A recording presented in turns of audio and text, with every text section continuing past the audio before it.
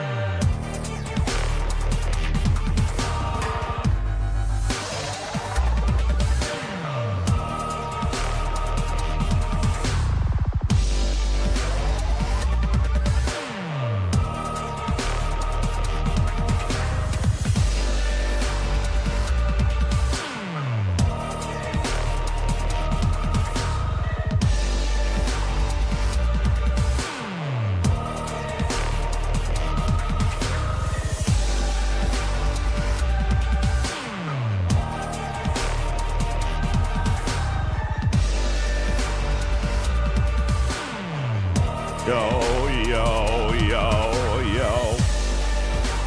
Isn't it good? It's good. Ugh.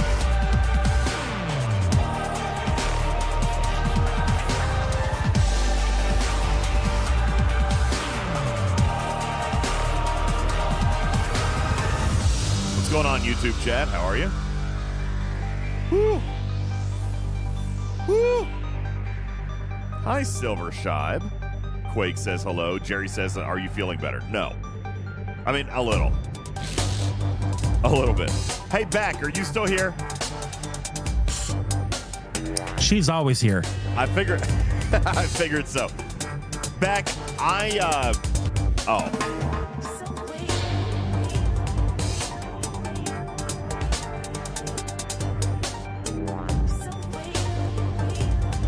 Otter says, can't wait for the third best arc wrap-up. Third best? Wow. Are you talking... Wait, really? We're back up to third? All right. All right. Earlier today, I was only at fourth.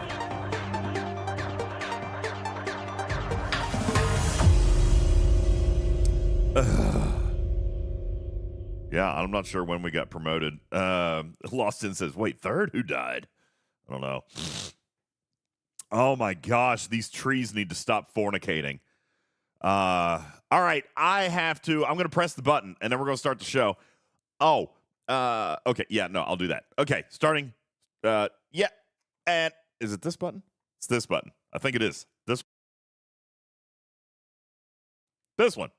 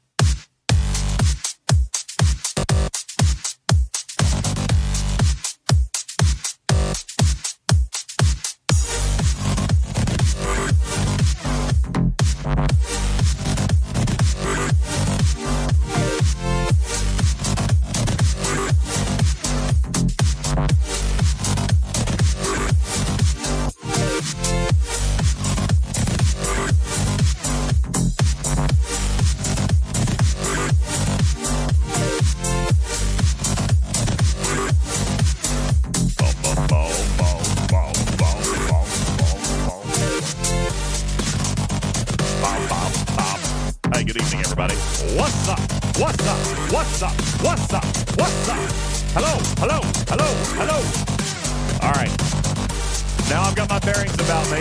Let's go in and do a talking track. Server sound off. You guys, good evening. Oh, goodness. Hi.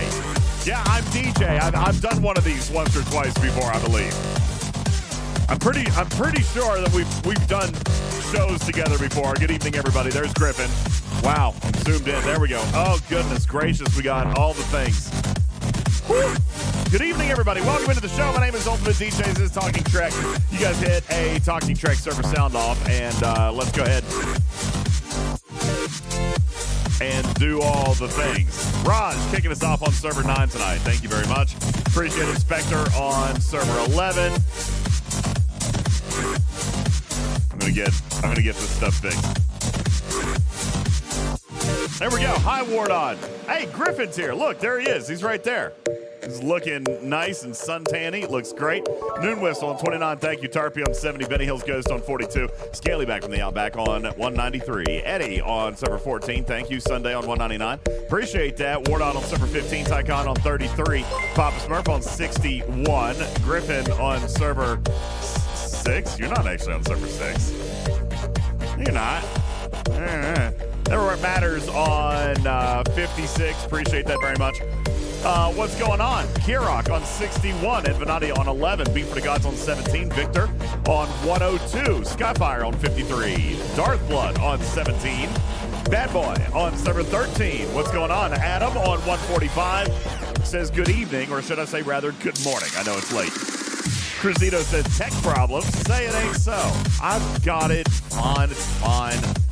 Jadzia on 135. Thank you very much. Anubis on 201. Wristbreaker on 70. Engineering on 710. Jerry on 74. Ripley on 63. Domo on 700 and 710. Flying Tiger on 101. Jeep on 53. Zero G's on 29. What's going on? Quake Relentless on server 74. Quake on 106. Hi, David.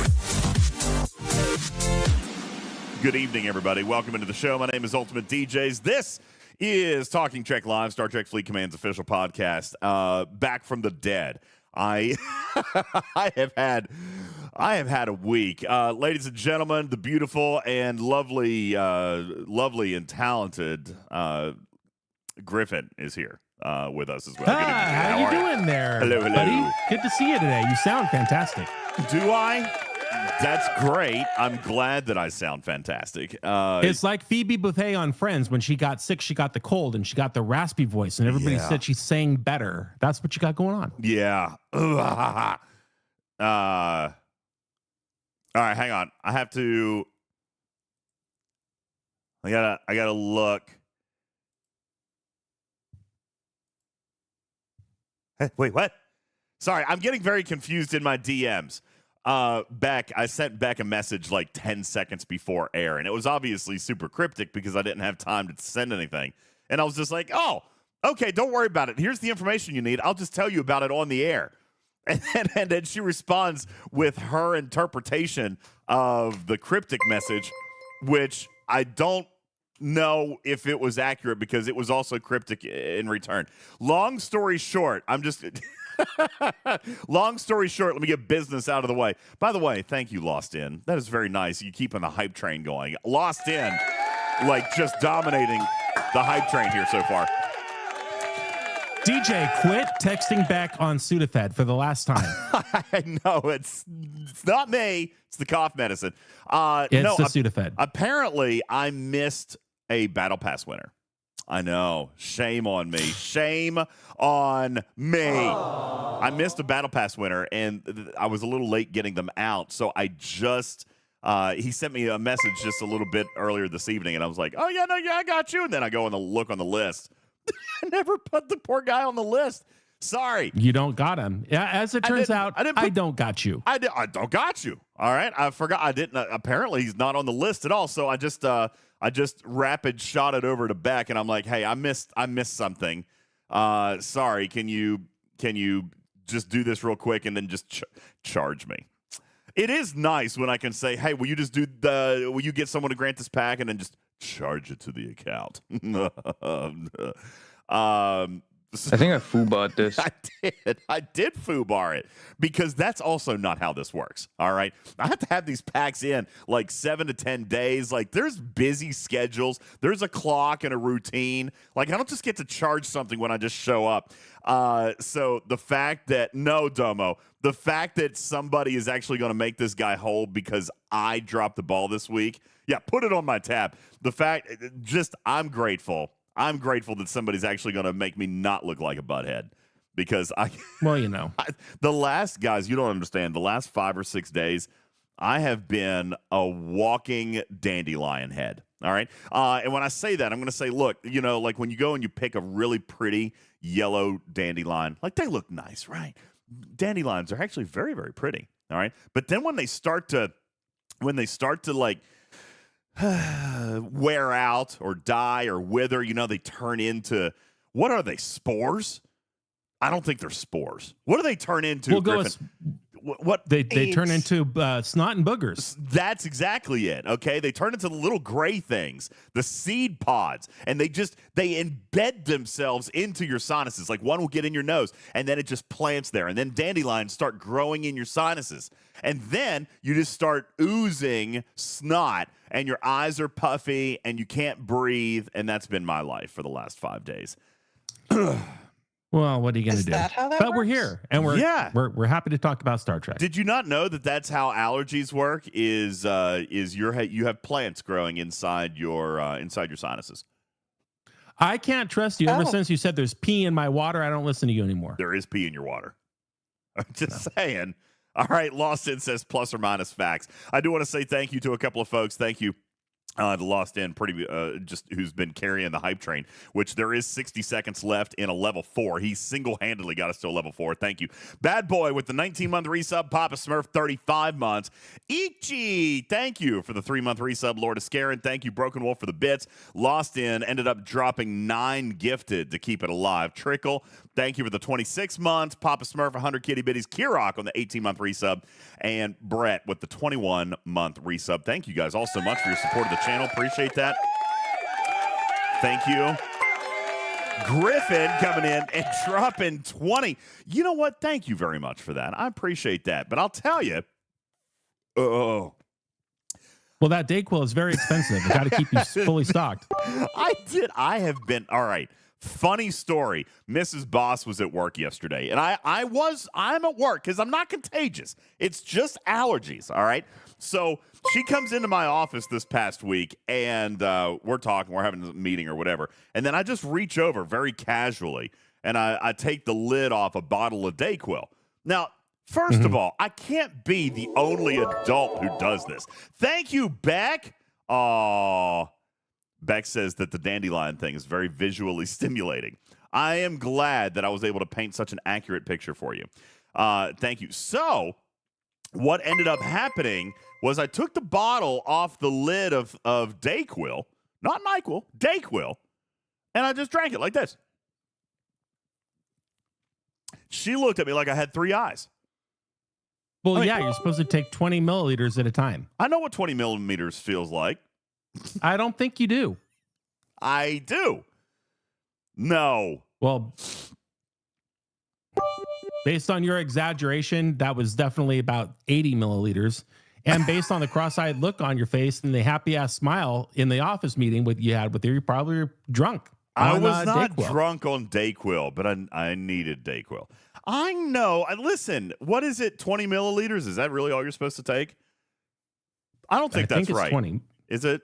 Okay, fine. Even if it is, all right, I know that is approximately 1 little swig, all right, which is what I took. Okay. All right. Brett says, if we can't keep millimeters and milliliters straight, I doubt all claims. Thank you. Lost In, dropping 10 gifted. Griffin dropping. See, I'm still drunk. See, you're still drunk on the DayQuil. Griffin dropping 20. Lost In, dropping a gift sub. Engineer Thumbelina, thank you guys for the bits. And level 6 is complete. Into a level 7 hype train. Vul says, DJ, you just said I took the bottle off the lid. Oh God, You did. Did I really? You're out of it. No. You're out of town. I'm telling you, this has been my week. All right, this has been my week. So Let's see. Hold on. What was I getting ready to tell you? Oh, so on top of being sick. All right. You know what? Let me first of all, I'm gonna spend a few minutes. Tarpy, hello. Good evening to you. I'm gonna spend a minute in DJ's time, if you will. Tarpy's got a lot of stuff planned tonight, so I'm gonna try to get to it. But I got to yeah, we're gonna talk about this coming weekend. This is a terrible time to be sick because we've got a 24-hour stream coming up as well. So anyway, I've got all kinds of stuff that I got to tell you, and I've been gone for a week. Intoxicated DJ stream, perfect for leaking. What do you want me to leak? The arc is over. All right. Oh, next month's arc, obviously. How about December's arc? Just leak that. You want me to leak December's arc? I can do that. Okay. Anyway, that's right. And Delisha, wait, doesn't everyone hold the lid and unscrew the bottle? Wait, what? No. Okay. We're about to form our own support meeting for DayQuil, or we can talk about Star Trek Fleet Command. That's how I do DJs. Don't worry about just drink. Oh, God. Oh, Great. That's what Karkin does. So I am definitely set. So you've got a problem. That's basically it. That's the first step, though, is admitting it. Freelancer, thank you for your 200 kitty bitties. Bearbot, thank you for the 35 months at tier 2. Mini Shamu, thank you for the 16 months. So, no, What's I'm not. Your other option? Wash out that little cup they give you every time. Yeah, right. I don't even have that little cup anymore. All right, I don't even have the cup. We're gonna need you to start peeing in that little cup before every episode if this keeps going. Anyway, man, it's so good to have Griffin back. Anyway, that's right. For my 24-hour stream, I need DayQuil and no little cup. It's fine. By the way, Yes. 1 serving of DayQuil is a tablespoon. 1 tablespoon? Well, there you go. 1 tablespoon? Mhm. No. 15 milliliters. Yeah. No way. Yeah. Oh. Well, I definitely took more than that because I know what 20 millimeters is. All right. Anyway, listen.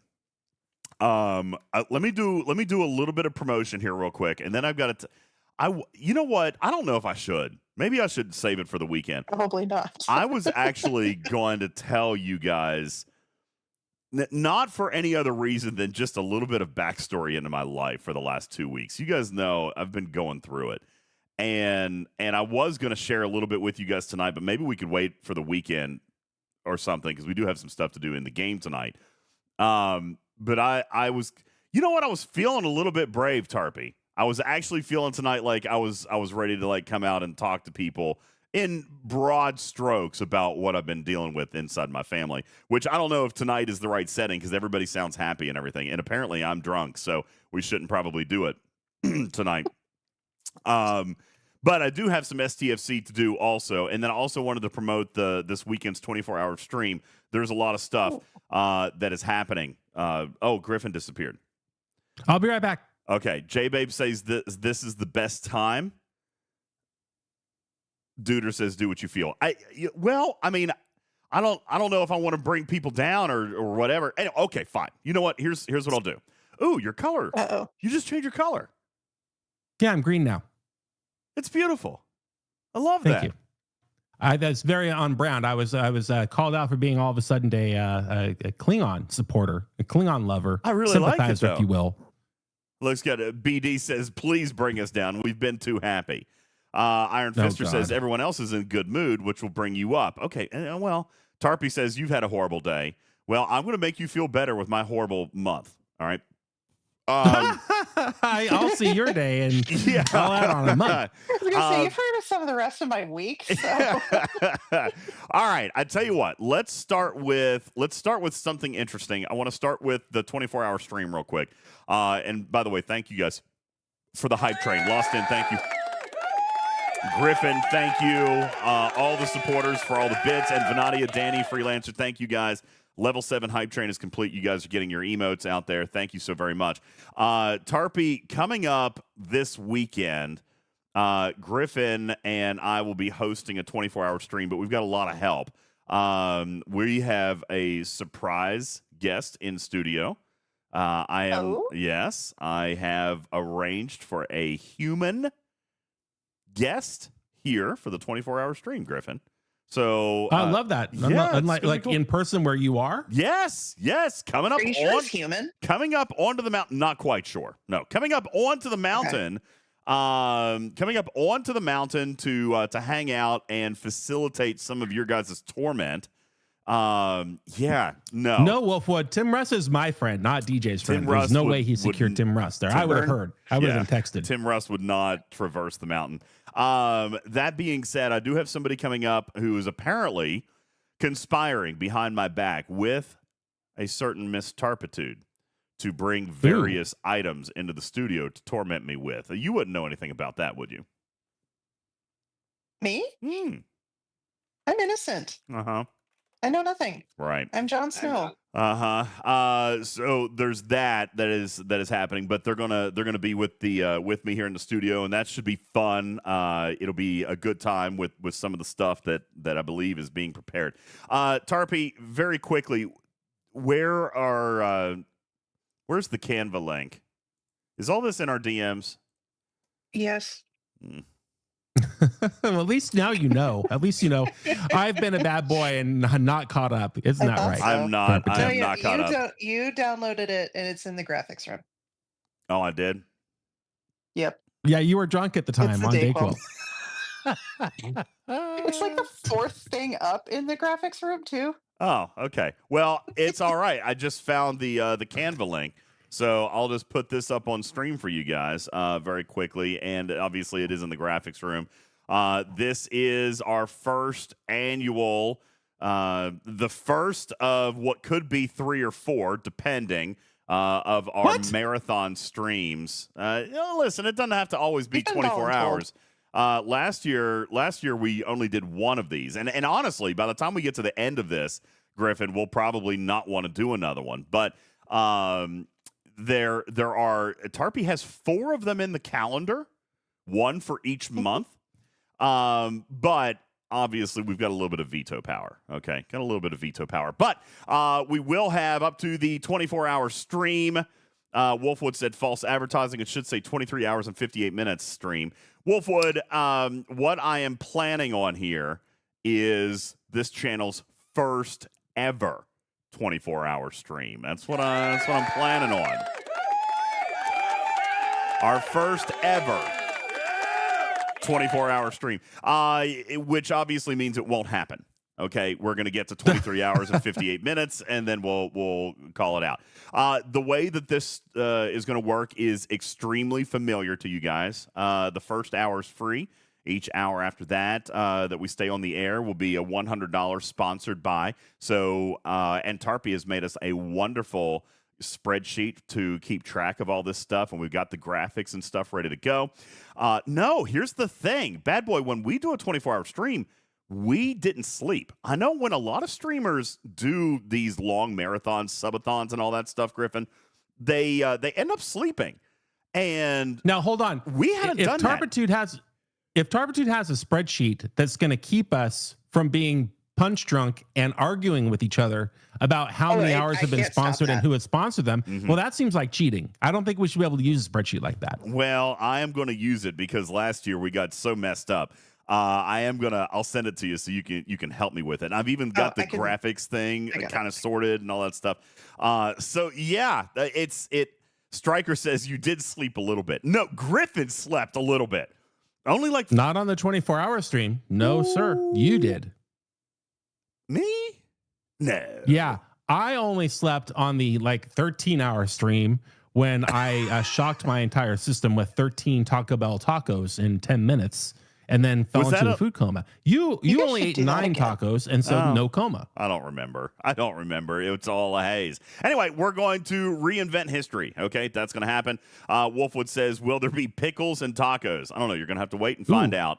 But there is going to be stuff. All right. Master Viper says, I think I remember DJ's pooping himself on the 23-hour stream. That's true. I made him laugh so hard that he actually did take a crapper. I don't remember that either. I don't think that happened either. Anyway, a lot of streamers did. That's been clipped and it's on your Twitch. A lot of streamers do sleep when they do these long marathons. It's a normal day for them. So they'll game for 8, 10, 12, 15 hours, whatever, and then they sleep on camera. First of all, let me tell you something. It is highly unlikely that I will ever sleep on stream. That's just of course, now, granted, if you would ask me 5 years ago if I would be doing stuff like this, I would say that's weird. I'm not doing that. But I still feel like it would be weird for me to sleep on stream. For people who do it, that's great. I feel like that would be really weird for me. Like, I mean, that's intimate time. All right. First of all, I sleep naked. All right. Second of all, I snore. Yes, really he bad. does. I snore really bad. Okay. Third, I wear a nose all up in that naked. I wear a big contraption on my head, like it's weird, and then I toss and I turn, and I don't have a bed here in the studio, and the network in the house is different from in here, so it wouldn't work as far as the computer thing and then there's the sound issue, like with the sound alerts. If you guys would want sound of it, it'll never work for me. Okay, it'll never work for me. So that is not likely something to happen. So when we do a 24-hour, we actually stay up for 24 hours.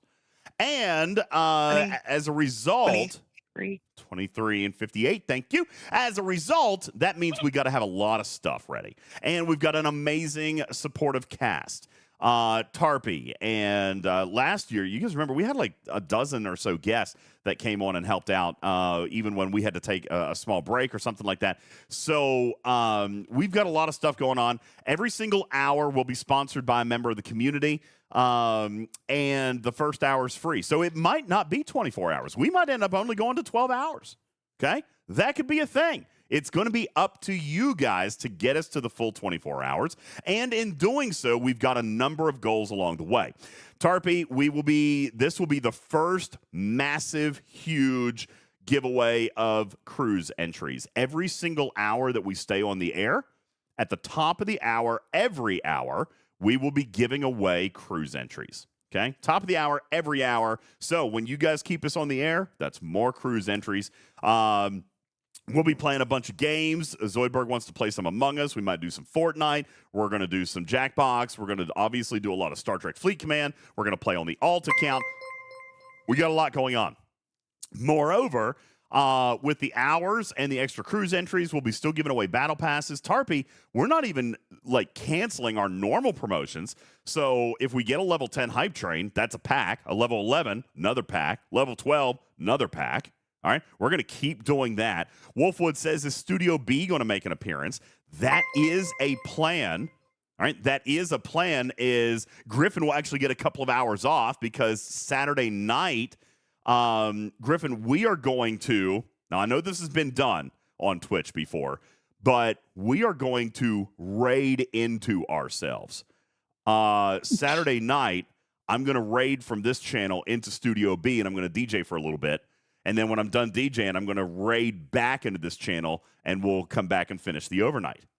Isn't that crazy? I think that's going to be that's wild. That's going to be, yeah, it's going to be kind of weird. It's going to take coordination. If obviously there's anything I know about, it's coordination.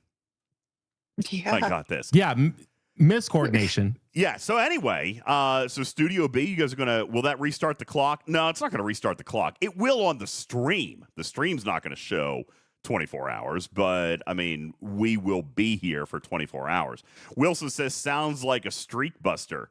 I would say no, only because we'll still be here for 24 hours. So even if you check with us on Saturday and then you don't stay with us through the Studio B part Saturday night, just come back and check back in Sunday morning. You'll actually get 2 streams for the price of 1. All right. The whole thing is going to start Saturday at, what did we say? Noon or 11 a.m.? I don't remember. Was it noon? It's noon your time. Noon my noon time? On the poster thingy. Noon on the poster thingy. Oh, that's right. It says right here. Noon Eastern on Saturday the 25th. And during that time, we will also, Griffin, have sub goals. Beck, thank you for your 34-month resub. Appreciate that. Beck is here. 34 months? Oh, my gosh. She's a legacy. Wait, Fisty says the card says April 25th, which is tomorrow. That's not right. Oh, no. 26th. 26th. All right. You should have had me fix it. I didn't know. I trusted you. Oh, it doesn't even say Saturday. That could legit be tomorrow. I will not. No. I can't be starting. Well, I'm not going to be starting tomorrow. We're not doing it tomorrow. Anyway, yeah, to cancel This the is whole like thing. where my brain is. That'll be Saturday. So we'll also have sub goals. Now, this is the one thing that I kind of wanted to tease a little bit is that Tarpy and I have been working on the stream goals. And while I am not going to give you all of them, all right, I am prepared to give one or two. Hey, wait, what does this mean? Does this mean that there's a comment? Yes. Oh, you're going to make this look pretty. Just ignore it for now. Gotcha. She says I'm Yeah, going to I'll make it look pretty on Saturday. All right, so we've got some sub goals. All right, now I'm not going to give you all of them, but I will tell you that there are pickles on the sub goal list. There is a tattoo, a real. Okay, I have a question on that. Yeah, go ahead. Is it a real tattoo or is this a? Yes. You remember? Do you remember last time? And by the way, I mean, I'll just tell you right now, the goal says Star Trek tattoo. You guys told me, or I remember telling you here about 6 months ago that I wanted to get one. I even showed you a design of a tattoo that I wanted to get. And I never really long live and prosper. Is long live and prosper. Yeah. It was the Starfleet insignia. Is what I was going to get. Iron Fist just says, yeah, he was going to get the Scopely logo tramp stamped on his lower back. Maybe. All right. Now, I've been wanting to do this for a while, and I just haven't pulled the trigger, and I figured this would be a great opportunity for you guys to motivate me to do it. And while obviously I have all the veto power in the world, since it is my beautiful and sexy body, but I will consult with you guys on the design a little bit. I've got a design in mind, and I've got a location in mind, and we'll talk about that if we get there. If we get there. Jar Jar Binks in an ensign's uniform. If we get there, then I am going to commit to getting the tattoo, and I will make a video. I will film it and do all the things in the studio. I've got a guy that I know and love. He's great. He's done mine and all my families and all my friends and all that stuff. So I will actually get one, and I'll do it on the air. I'll record it and a Star Trek tattoo, and I want to actually get a tattoo, and I'll put it on my body on the air. All right, so that's cool. Let's see what else is on here. We've got there's a couple of other comm badge on your chest. Yeah. Maybe I will. Badge. Maybe I'll get a comm badge. All right. So anyway, that would be cool. We're going to. So there's a tattoo on there, and then of course, Tarpy, the top of the list is flying my furry butt down to Tampa, so Griffin can take me for a Brazilian. Which I'm terrified of, to be frank. You'll be fine. No, there's nothing fine about that. Okay, there's nothing going to be fine about that. So anyway, we've got a number. How will we prove that has actually taken place? I'm sure that you will see. God! I'm sure you'll see the pain. The wax strips, obviously. The wax strips would be fine, and the pain, the tears on my face. Yeah, we'll know. Balabom says no one DJs, he'll go get the tattoo in a work shirt. See, that only happened once. All right. So is that a stream for the Brazilian? No, it won't be a stream, but it will be a video. All right. So that is on there. We've got a few things. We've got some movie nights on here. There is a food and drink challenge on here for Griffin. And Tarpy and our secret mysterious guest have apparently Tarpy, what did you want to talk about on this? Is this something you're wanting to leak, or because you had mentioned that you wanted to ask the community? So it's, I think, something I'm going to put in the gold channel on your Discord. So there's the general idea is we want to make DJs uncomfortable without making him too uncomfortable, and expand his worldview a little bit all at the same time. Geography, Tarpy, come on, man. No, you'll be fine. You'll be fine. Probably. Probably. But so the gold channel in Discord is for people who sub to the channel through whatever means. So I might just tell DJs not to look for a while, and then the people in that channel can have kind of a preview of what the options are going to be for Griffin, Saturday. I I just don't, have to be able to post it, and I'm not on a computer at the moment. AI art is getting really good these days. All That is right? not AI. I That just is real life. I just want to let you guys know that AI art is getting absolutely stupid these days. All right, that is obviously not Isn't that real. adorable? The cat or the griffin? Because I thought the griffin was awesome. Thank you, Betty Hill. Also, I I fixed the appreciate date. that. Oh my goodness gracious. So anyway, that will be happening. That's so funny. So all right, so you're gonna put up a cultural poll of sorts in the gold room. Yes. Is that what you're doing? Okay. Yep. By the way, I did fix the date on the actual Canva announcement. Okay. So I've also been told post that I one need instead. to yeah, there you go. I've also been told, Griffin, that I need to get a pair of tweezers, which is frightening. There goes Yeah. the unibrow. You guys got to stop messing with my eyebrows, all right? Just because you No. can't. Oh boy. If there's no shaving of the eyebrows, there's going to be something else. Yeah, I've been told I need to get a set of tweezers. So, anyway, that is all going to be going on. There's a lot of stuff that's going on this Saturday, and of course, going to be a lot of fun. And we've got a couple of guests that are going to be hanging out with us throughout the day as well. So it's going to be a lot of fun. All right. At first, I felt, like, should I feel left out because I have not been asked to get any of those things? But the more you talk about what they're having you get, I'm very glad that I'm not involved. You are involved on This at time. least No, like I'm- 5 or 6 of these. Yes.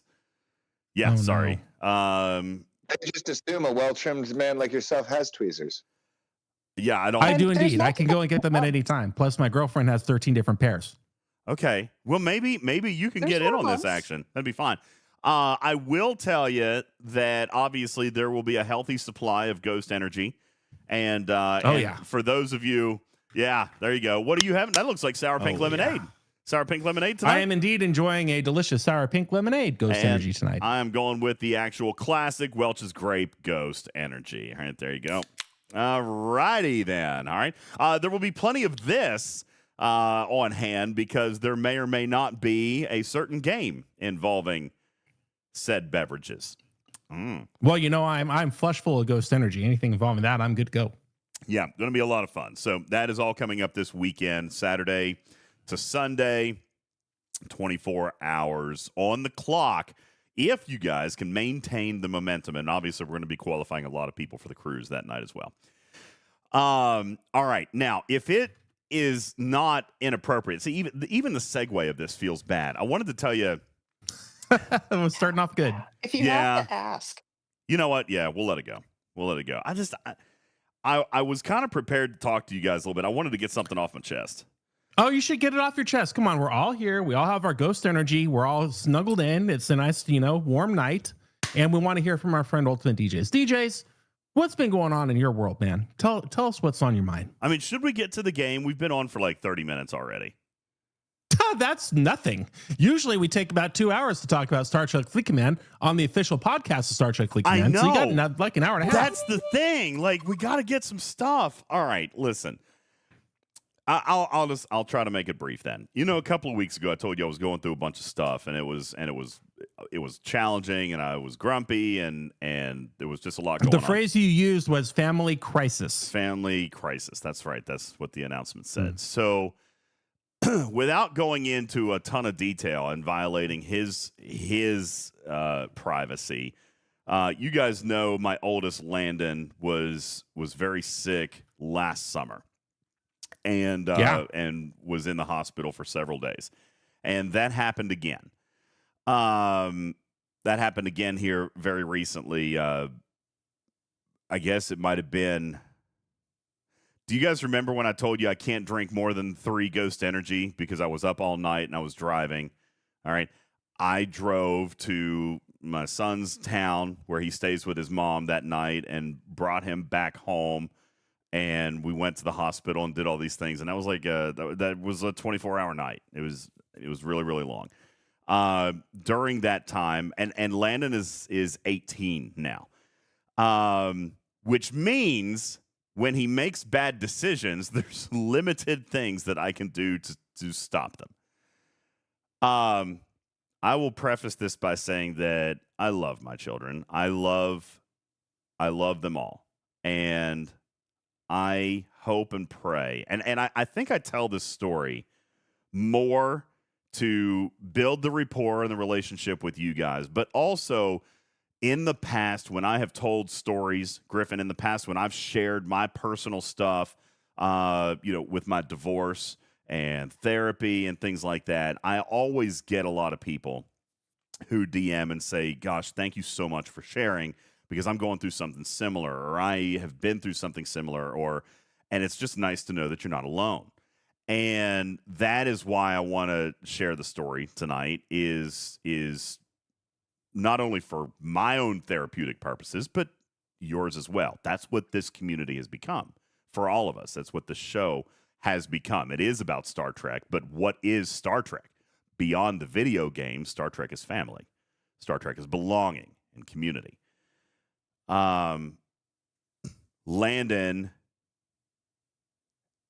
has made choices that no parent ever wants to see their child make, that include drug use, that include quitting school, that include terrible life choices that as a parent, is going to have everlasting effects. As a parent, you see these choices, or even as a bystander, common sense will tell you there's good ideas and bad ideas. And it just seems like one of my comments in a lighter moment, one of my comments to his mother over the last couple of weeks is there is not good decision making in this boy. Like, it's just nothing. Like, it doesn't matter what the decision is, he will make the wrong one. And we're forced to sit by and watch this. All right. So upon being released from the hospital, he has now decided that his job that he has at a fast food restaurant is worth dropping out of school for, and worth passing. He no-showed his ACTs twice, which is his college entrance exam, where he had a full scholarship to West Virginia University with the grades required to get the scholarship. And all he had to do was take the ACT. And he decided that was not the future that he wanted. So he no-showed the ACT twice. And now the deadline has passed. The scholarship is gone. And he's working at a fast food restaurant where his girlfriend works, and her mother, and some male figure, father, boyfriend, and the uncle, and the aunt, and a couple of cousins. I mean, it's like this restaurant is like the whole family, which bothers me. But that's where he is. And so when his mother and I try to convince him that there is other things that he needs to try to do or other priorities in life, he responds to that by saying, fine, I'm going to move out. So we're very careful with how we approach this. We're very careful with our response. And I'm going to say this too. I've been through it myself romantically over the years. Landon and Noah's mom is not Oliver's mom. All right. But we have a great co-parenting relationship. She's a fantastic woman, great mother. remarried to a wonderful guy, and they are as good as it gets when it comes to co-parenting.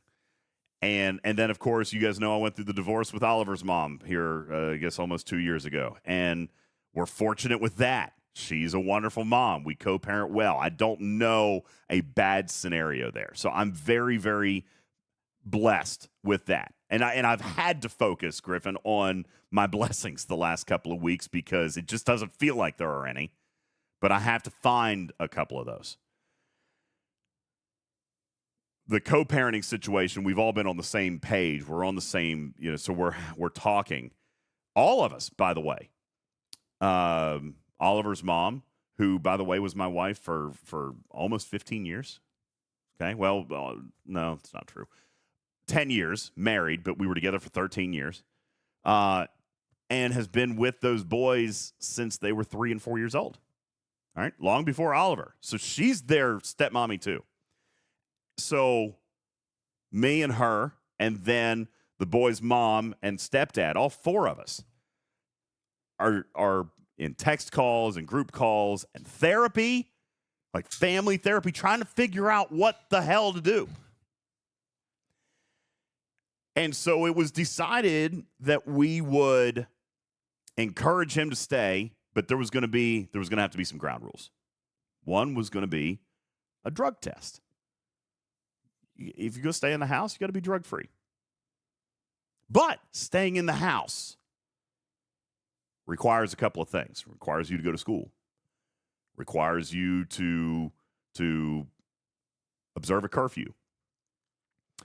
But it will also allow you to continue driving a car and having insurance, having a cell phone, having food and shelter. And all of that was tossed aside. Yeah, no, I don't need it. I'm good. And moves into his girlfriend's house where he is staying on the couch. And obviously then I take his car and I still have insurance because I'm afraid that something terrible is going to happen. All right, but that's stupidly expensive and a totally different conversation. I don't want him to be completely cut off, so he still has the cell phone. So I'm weak, right? That's how I look at it. I gave him these rules. Now I can't back it up.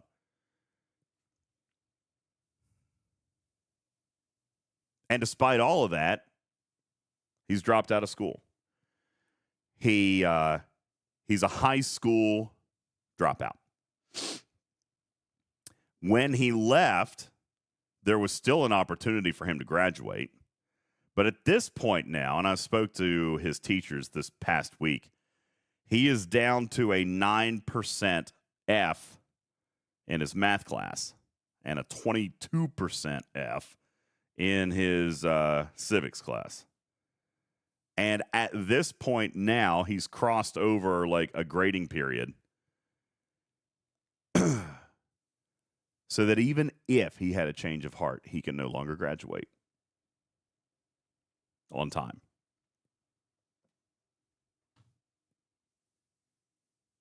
And so that is a further deterrent for him because he's like, well, what's the point? So he's just going to go work. Where his $13 an hour is expected is what he believes is gonna start a life for him and his girlfriend.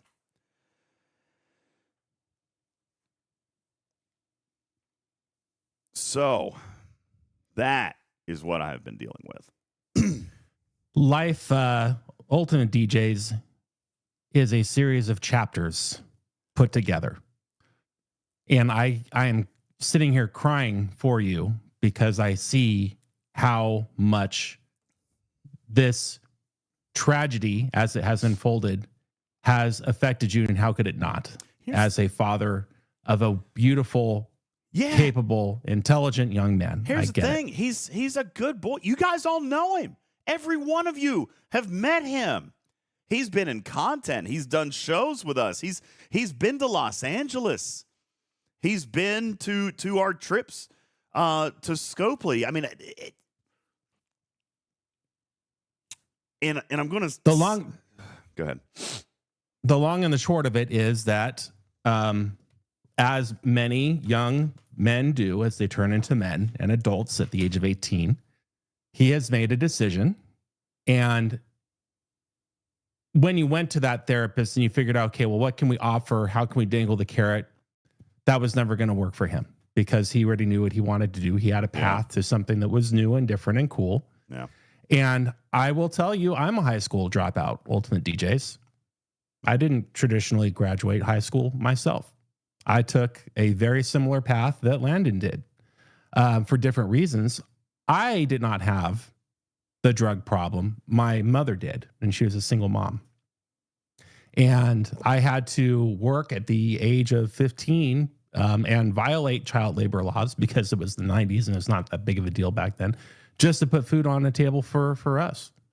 And it came to the point where I got sucked into a career, quote unquote, that was encouraging and enticing to me. And I thought that I could, I saw a future in it. I was making better than minimum wage. And as a full-time student, full-time employee and high school student, I thought I could hold it all together. Obviously I couldn't. So I dropped out of my senior year as well. And it wasn't important to me at the time because I thought that I had a good job and a good career and I was doing better than other people my age were. And so that was just my plan. Was it the smart plan? No, in hindsight. But did I find an alternative path to be successful in life? Well, that's relative to how you define success, but I'd like to think that I've done okay. And somebody with the DNA that he has, with the intelligence that's inside his brain, as much as you wonder where it has gone now because you don't see where it is, just because somebody doesn't end up with a high school diploma like everybody else does not mean that they're on a trajectory to failure. It's just a chapter in your life and in your son's life. I actually agree with that. I've talked a lot with my mom and Fred. Fred has been back more here recently. It's not as much about the high school diploma, obviously, because there are alternatives. He can get his GED and go to summer school. Hell, he could just get it together and repeat next year and still walk. I mean, 19-year-olds graduate high school all the time. Like, that is still a possibility. That's not my biggest concern, I don't think. It's the choices, the crowd that he's hanging with, the drugs that he's consuming. I mean, one of his deal breakers was peeing in a cup. No, Dad, I'm not quitting. Like, I don't know what.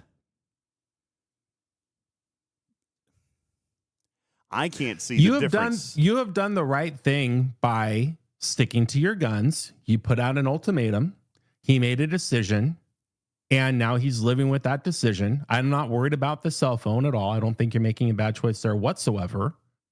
You provided him a value proposition and an alternative. He just didn't choose the one that you want. Yeah. Okay. He will learn these lessons one way or the other. It's just that he is taking a path that makes sense for his brain to learn those lessons. I get it, man. And this is the thing. Like, school is still a recovery. Like, I mean, he can still recover. And man, okay, can I just be blunt? What if he's literally living in a drug dealer's house? Okay. What? And he's living with this girl. Now, yes, he could wake up one day and go back to school. You know what you can't wake up from one day and walk away from? Pregnancy. All right. And that, if I'm just being straight up, that is my fear. That is my ultimate fear here, is that a life is created in this environment. And now it is a forever repercussion. Okay? and I don't, this is a very sensitive topic for some people. And I don't mean repercussion as if, but it's a serious outcome. A decision. Well, it alters the trajectory of the life. There's no doubt about that. For sure. For better or for worse. Yeah. I mean, and you ain't walking away from that. Okay? It's just how I feel about it. Okay? Well, that's DJ, a responsibility. That is an obligation as a man for the rest of your life. Yeah. And I don't believe that he has any concept of that. No, I disagree. I think that there's no doubt in my mind or anyone else's mind who knows anything about you that your boys are raised with a set of morals, especially as it pertains to parenthood, that I predict that they are going to follow for the rest of their life, because you have led a very good example on how to do that. And they have benefited from the relationship they have with you in their life as a result of your choices. So no, I don't think that he's going to be a runaway dad from a pregnant girl. He has made his choices, and now, unfortunately, you're in the position where you have to make your own. You could go against the grain, and you can keep trying to teach him a lesson that he's never going to learn and alienate yourself from his life, or you can be supportive from a distance and not back down on what your agreement was that he walked away from, but at the same time, show love and support and nurturing. Because if you really want to have a hand in turning him around and getting him out of this hole, it's going to be with a relationship with him and not without that relationship with him. I'm glad to hear you say stink. that. Yeah, no, I'm glad to hear you say that, because that is kind of how I framed it. He said to me on the final days of him being here, he said, I want to be treated like an adult, like all 18-year-olds say, right? I want to be treated like a grown-up. and I said, okay. I said, then, here are your choices. You want to be treated like an adult? You want to have the choice? I said, that's great. So here are your choices. And he said, well, why would you guys do that regarding, the not living here or the curfew or the no car or anything? I said, because you get choices, so do we. We get choices too. And this is our choice. This is, what we want living in our house versus not. This is our choice. The good, if you will, the reason that I'm glad to hear you say what you say, Griffin, is because the day that he left, which, by the way, he asked me to drive him back to West Virginia, and I said no. I said, I support your choice or your right to make a choice, but I don't support your choice. I will not enable you. 1,000%. He made his choice, and this is part of the deal. Yeah, you're right. So you're right. You want to get back to West Virginia? Someone's going to have to come and get you. I'm not driving you there. Okay, you've always got a roof here, but it's going to come with rules. All right. So if you want to leave, you are welcome to leave. I am not taking you anywhere. I'm not enabling that decision. The day that he left with literally nothing, a duffel bag, dude, with like one or two outfits. I even offered like bags, luggage. I said, are you taking anything? Like, do you need to pack anything? Nah. He took a duffel bag with like one change of clothes. I don't even understand. He took much more than that, DJ. He took much more than that. He took 18 years of life lessons and parenthood and fatherly advice that you have instilled in his head. And that's what he needs to be successful, not a duffel bag, not his PlayStation. He's going to go through a hard chapter in his life, and he's going to make mistakes, and he's going to do it headstrong. But you have given him the strength and the tools and the head knowledge to come out of it on top the other end. Well, I told him that, the day that he was leaving, that, again, I asked him to change his mind. And circling back to what you said a minute ago, this is where I feel like it could still possibly be okay eventually is he thanked me for supporting his right to choose. He said, I know you don't agree, which means he understood that distinction, Griffin, which I felt like was important. He said, I know you don't support it. He was like, but you're letting me try my own thing. I know nobody thinks it's a good idea. I'm going to prove you wrong, whatever, all the stuff. But the relationship is not lost. I told him even when he left, I said, there's no point in being angry. I said, I don't get my way on everything in life. and neither are you. Let's not sweep that under the rug. But you do have the option to try it your own way. That's what being an adult is. I said, but you're on your own. I said, you can always come home, but listen, you could be 40 years old and come home and there's going to be rules in my house. You want no rules? Then that's on your dime. So I have his car. I have his driver's license. I've got, which I probably actually shouldn't probably have his driver's license, but I've got the car. Yeah, you need to give him his driver's license. Yes. Well, don't be petty. I took it because, I didn't know. I didn't know. I get it. And I was kind of scared, to be honest with you. Here's the thing. Have you? I'm scared to even take him off my car insurance right now because what if?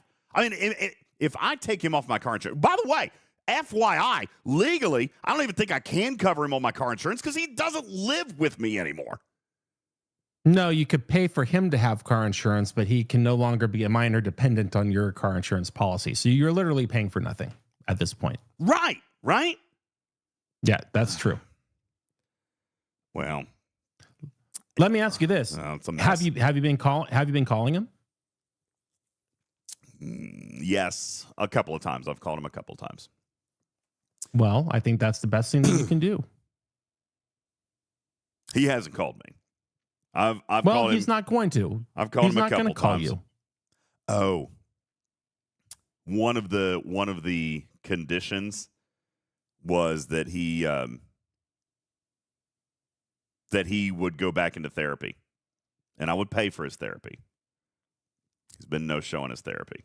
Hasn't been going. Well, you should still offer that every time you talk to him.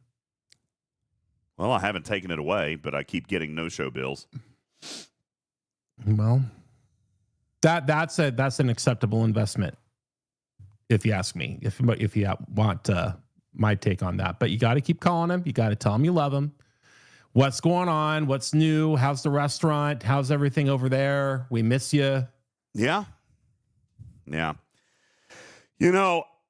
So that has been a heavy burden on my soul the last couple weeks. Now I'm going to end this story with a lighter note, but still, and I jokingly and lightly say this, speaks to the idiocy of my offspring.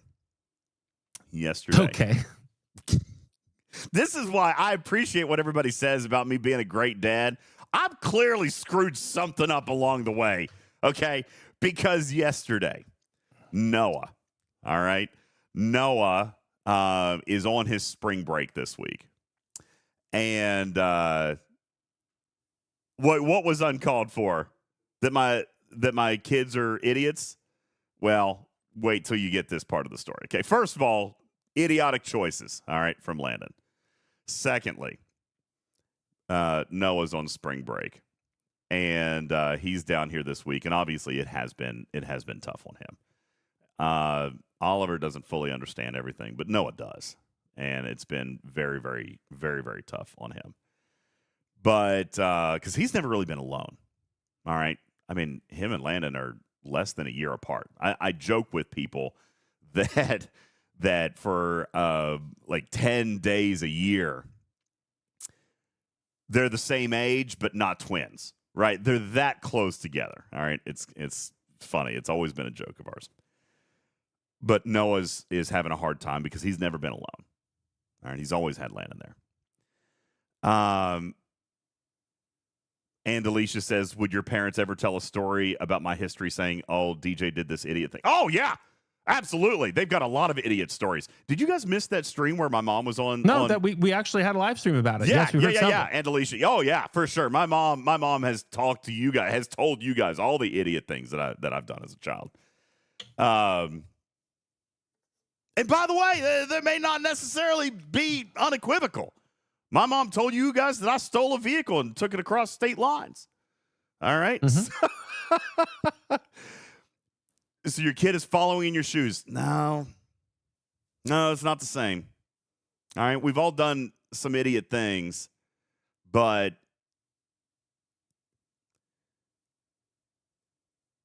I mean, my idiot thing was I stole a car and I went to a theme park with a girl, admittedly. But I mean, I didn't quit school. I didn't give up a scholarship, and I didn't. And you had a conversation never with done the drugs. people that he's moved in with, the parents that he's moved in with? No. Nor should you. No, I haven't.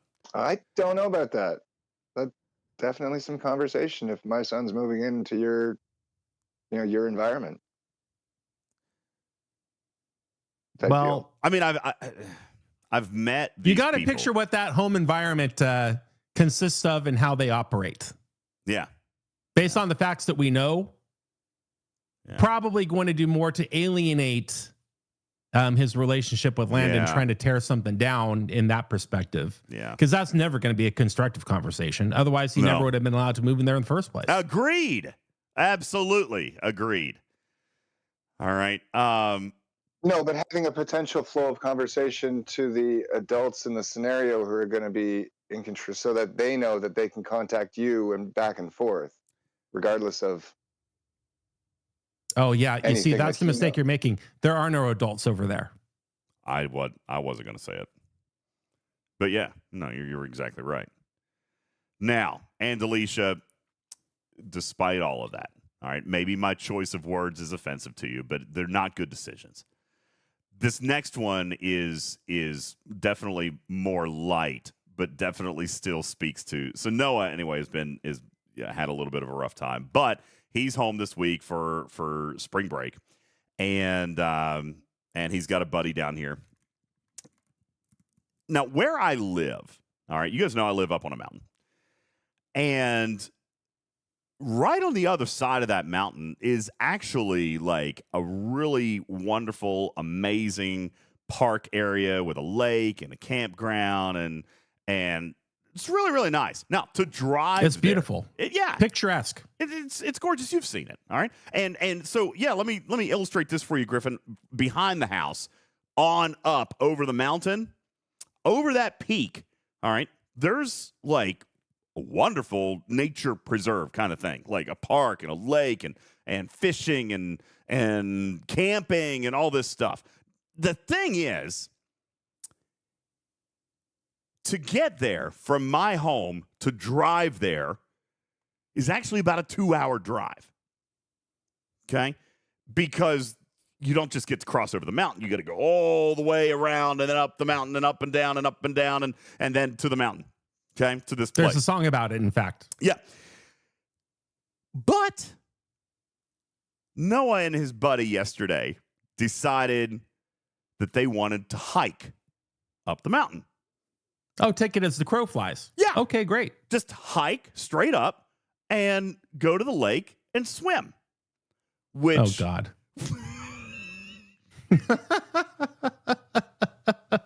Which did they bring a flare gun? Pshoo!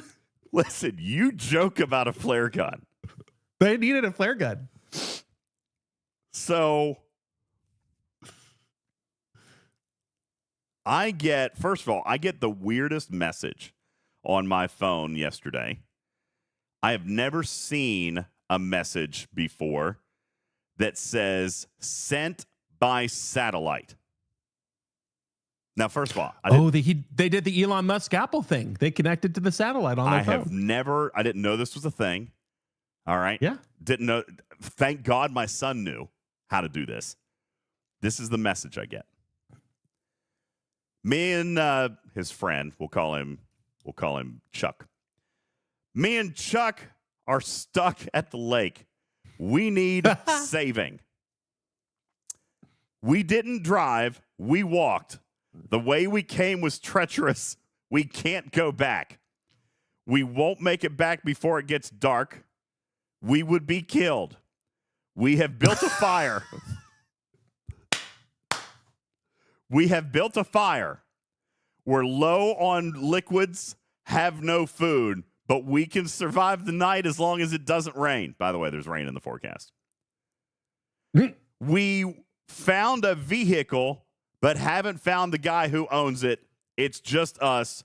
We'll stay here. Sent by satellite.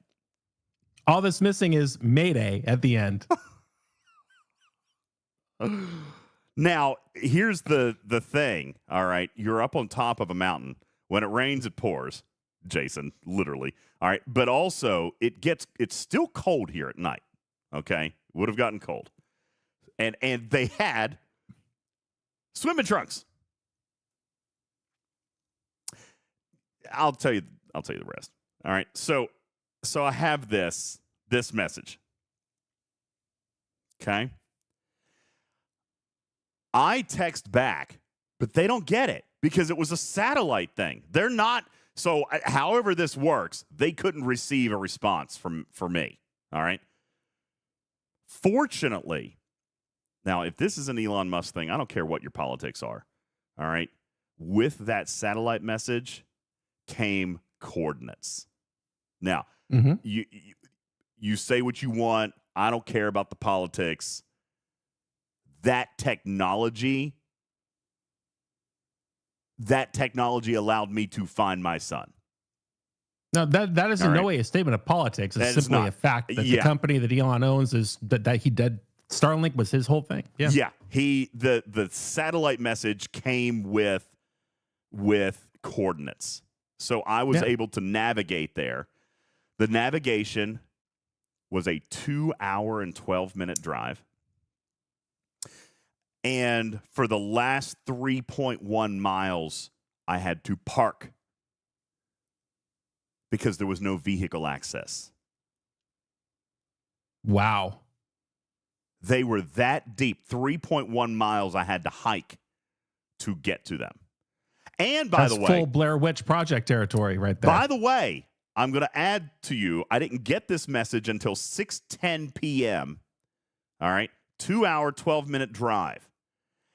And I'm scared that it's going to be dark. All right. And I'm more worried the crazy guy that has the car way out that far is going to come back. Yeah, right. Well, he's been dead a long time. Don't worry. So, but then also, like, I got those coordinates. It also relied on them staying still, right? Them staying in the same place. All right. So, but then 6:40 rolls around. Oh, by the way, I call Oliver's mom because I'm with Oliver at baseball practice. Oh, so Lord have mercy. So I call Oliver's mom. I'm like, I just got this text message.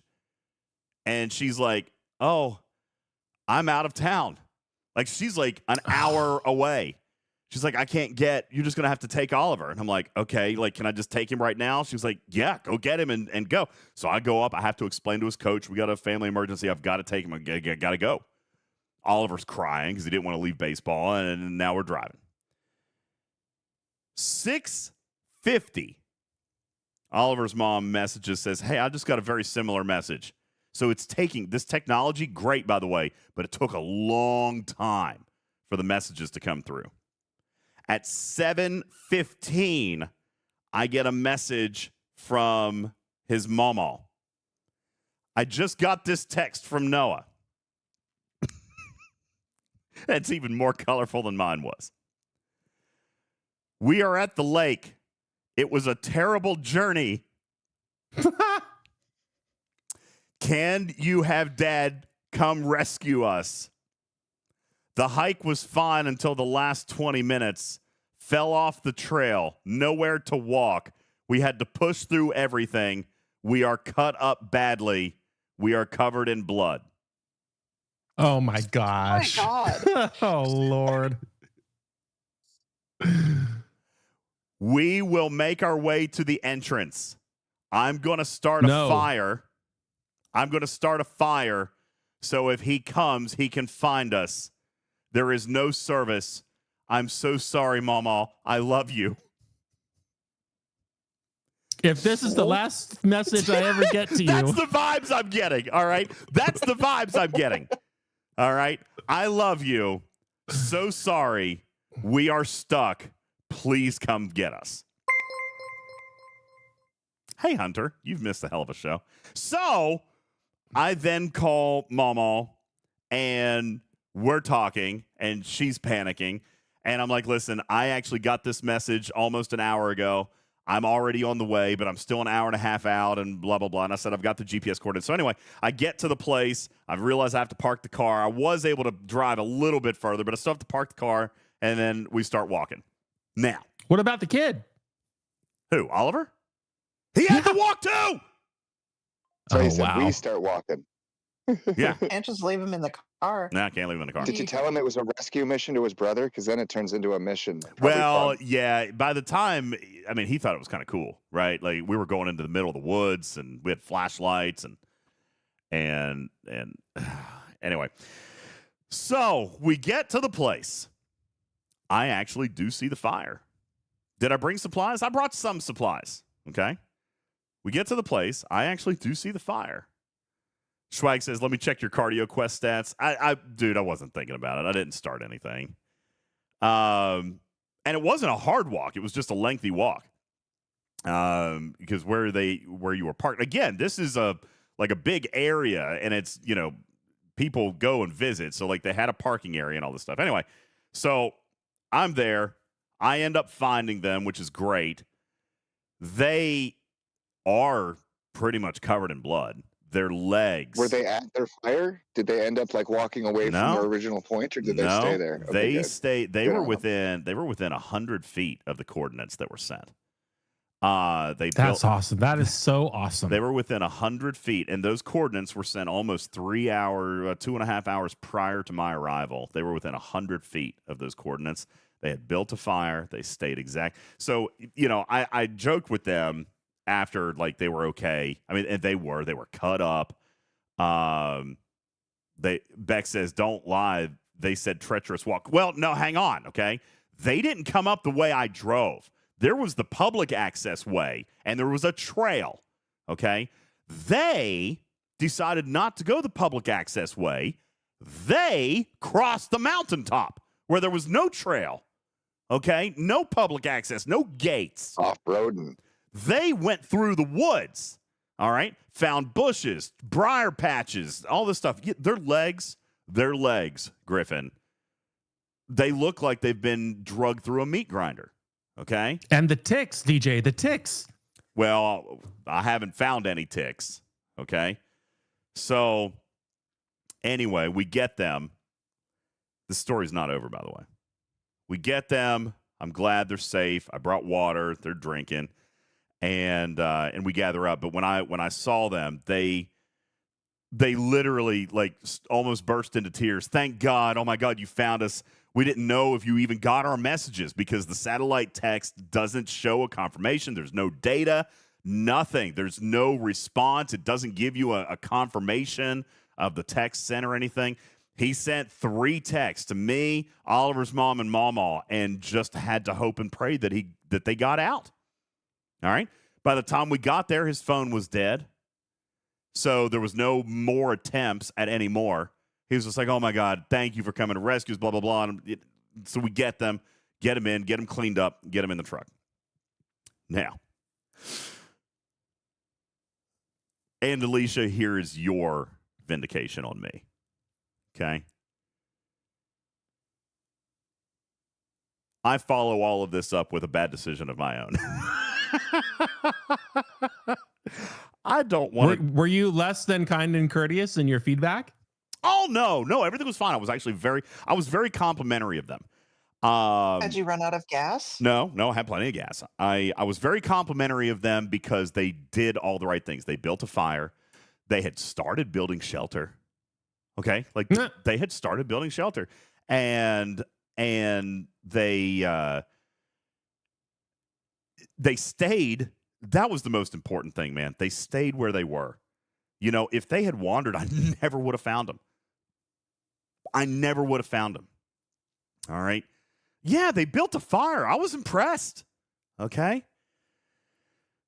Where'd they get the lighter? They had no, but Noah, you know what? Honestly, Noah always carries a lighter and he always carries a knife. All right. He always has a knife on him, a good knife. So that's roll 5.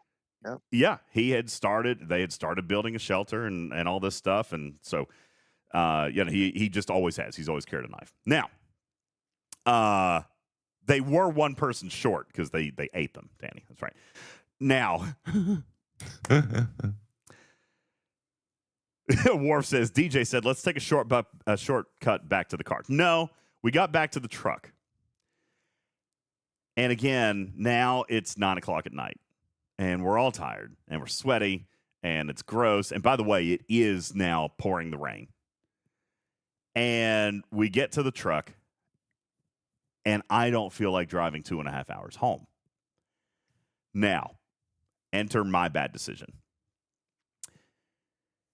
The path in which they walked above the mountain, Griffin, about 100 yards to the east, there's one of those huge right-of-ways, electrical right-of-ways. You know, like where they clear the mountain and they put the super, super big conductors. Mm-hmm.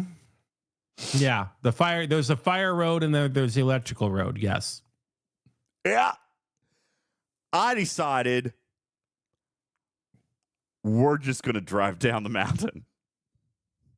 Now, in my memory... You've got to be kidding me. You've got to be kidding me. In my memory, I look... Like, even now, I could go back out onto the back porch, and I could look, and I say, okay, I can see a straight shot all the way up to the mountain. You know... But you cannot see the fences and the barbed wire and the things that are locked. And what happened, man? What you don't see, maybe, is quite how steep that mountain is. So we start. By the way, we're making it. All right, we're making it. Everything's looking good. Oh, God. We're probably 200, 300, maybe 400 yards in. Okay. By the way, this is crazy off-roading. Rocks and in a company truck. It's not like maintenance crews go up and down that path every week or month or year. I kind of figured that they did. No. Okay? Kind of figured that they were out there for, frequently. No. So we're driving and we're going, and now the terrain is starting to get crazy, dude. Starting to get a little bit crazy. And for context, when he says that it's crazy, 1 out of 4 of you would probably fall off of his driveway, trying to drive up his driveway every day that he does. 1 out of 4 of you would not make it up that path. So when he says that something's crazy, he means that it's crazy. We're driving through the electrical right of way, and we get to a spot where it's time to start going down. Oh, God. And I stop for a second and I look and I'm like, oh my God, like this is way, way steeper than I thought it was. We park, set the emergency brake. We all get out and look. And by the way, we're directly underneath this thing. So I'm pretty sure we're all dying of cancer now. We're directly underneath this thing. Have any of you guys ever heard these things? Yeah, they make really fun noises when it's raining, too. Wow. It was so loud. Scary loud. Okay? Yeah. Mm-hmm. So I get to this, couldn't call it anything other than a precipice. And I look over. You found a precipice. Precipice. And I look over and I'm like, this is death. This is certain death. We can't go on. Now, mind you, we had already driven several hundred yards through rock and trees and lots of bushes. Very Jurassic Park. And now we have to go back. But then, on my way, I found another little road. We drive out that road for a little while, and we get to a locked gate. Mm-hmm. There's my locked gate. Well, DJ, what is wrong with you? Everything. I get around the locked gate by driving up like the hillside. Now, by the way, my Ford truck did a very, very good job. Like a rock. I'm just telling you, that truck, it never once. I think I foobought this. Never once didn't go where I told it to go. Throw that out there, first of all. I was very impressed. Okay? All right. It went anywhere I told it to go, it went. I think I foobought this. I foobarred everything. Anyway, we get home last night around midnight.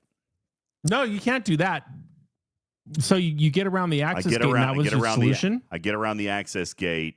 Well, because that little road was an access road back down to like the main access, but we're on the wrong side of it. So I go up, I get around the access gate, which the truck is probably, no lie, at a 40-degree angle going around this. Because, I mean, it's a locked access gate. It's down in a culvert, okay, with hill on either side. So I had to drive up the hill to get around the gate. Anyway, I got out. We get back on the road. I wake up this morning to go to work, and I am horrified by what I see. The truck is littered. I have never been mudding. Never been mudding in my life. So, Ms. Boss, I tested the truck for you. It's good. There is at least a solid tree and a half worth of wood and branches and leaves in that truck, and just covered in mud, like all the way up. So I stopped at a car wash this morning after I take Oliver to school. Then I go to the car wash. I basically paid double for like a super extra amazing car wash, and I actually went to one where there's an attendant. So like they're scrubbing and wiping and helping me clean everything up and all that stuff, and I get the vehicle clean. No scratches. The only thing that I damaged, which I am going to pay for, the only thing that got damaged were the caps on the end of the running board. Mm-hmm. They tore off. They're missing. But everything else was great. So that was my last night. Honest to God, I was going to come home and play video games with you guys last night. I was feeling like a turpie until Noah got stuck in the middle of the woods. Was it a Raptor? Nope, just an F-150. Wow. I find it interesting that you work at a car dealership and thus you obviously have a car wash there, yet you elected to go to a completely separate car wash so there would be no questions about the vehicle. Yeah. I actually debated about whether or not to tell this story tonight, but I feel like she hasn't been watching for a little while, so I'm probably safe. Uh-oh. Yeah, that truck was tested. So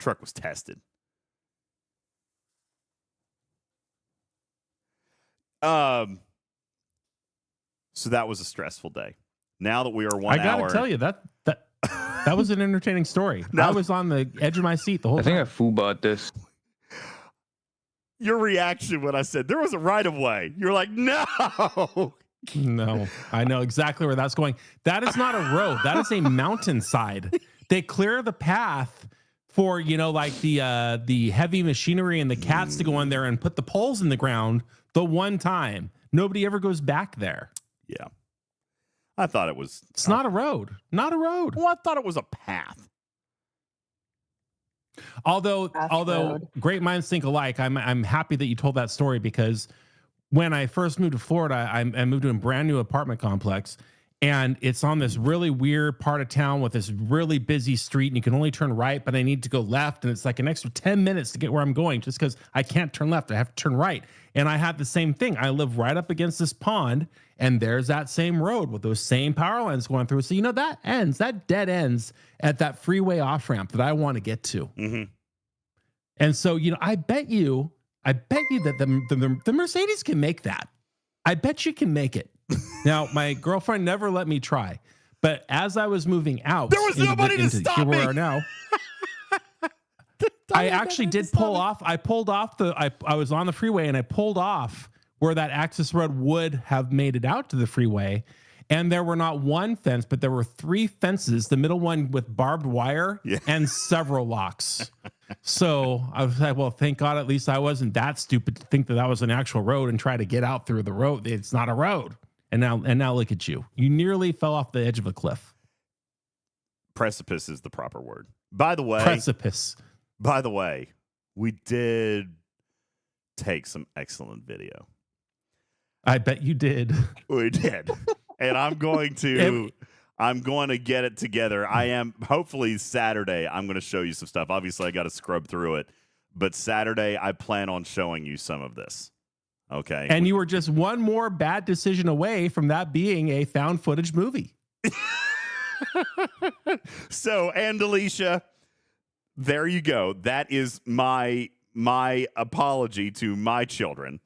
All right. Maybe I said there was no good decision making. It's genetic. Beck Likes Plants says, you make it so hard to invite you to the office when you make these kinds of decisions. What are you going to do when you're here? It was an adventure. It was an adventure. That's what we called it. It was an adventure. It was nearly a tragedy. Nearly. All right, but everything is fine. Now, I do have...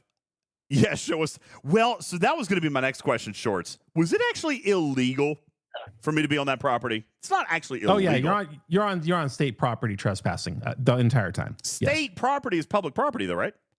No, it is not. No, that is a common misnomer. No, all state property is actually for under the power lines and stuff. No, that's technically private property. It's not the post office. It's not federal land. Don't share the video? Okay, maybe we won't. The property would be owned by the utility. Well, then they would have to press charges, right? They're not going to press charges. Really want to post that, though? I do. It's great footage. All right, listen. Brett Day has a point. What? Do not It's in post. caps. Do not post my crimes. All right. The footage is so good, though. Beck says, good thing he didn't take footage. Oh, but I did. Oh, wait, you're setting me up with an out. Okay, I know, I did not. Filmed on a closed course. That's right. All right. Anyway, listen, I'm glad that you're not arrested and not dead. Congratulations. I am alive. I have one more thing that I want to show you guys. This will just take a second, but I left it inside. So I'm going to go grab that. Griffin, I'll let you talk to these people for just a moment. We're going to take a very quick commercial break over on Twitch. And I have one thing that I want to show you.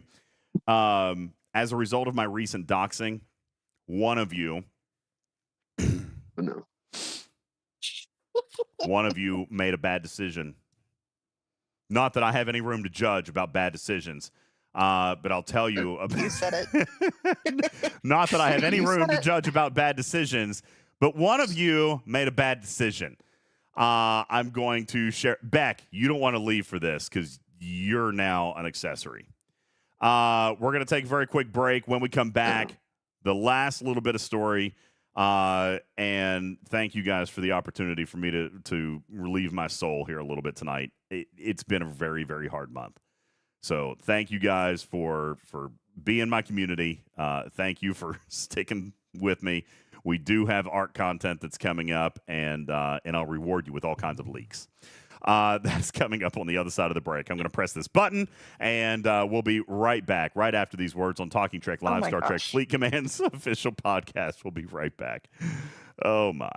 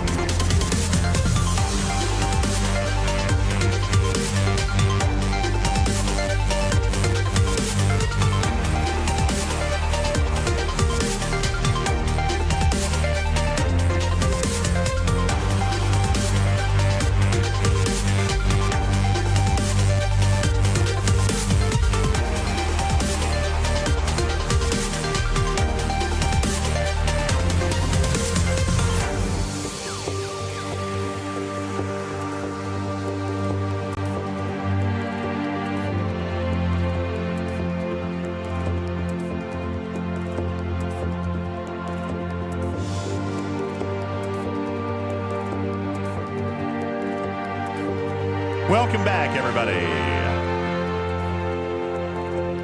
I did not actually have commercials loaded. I just needed to go inside and get something. How do you guys like this soundtrack?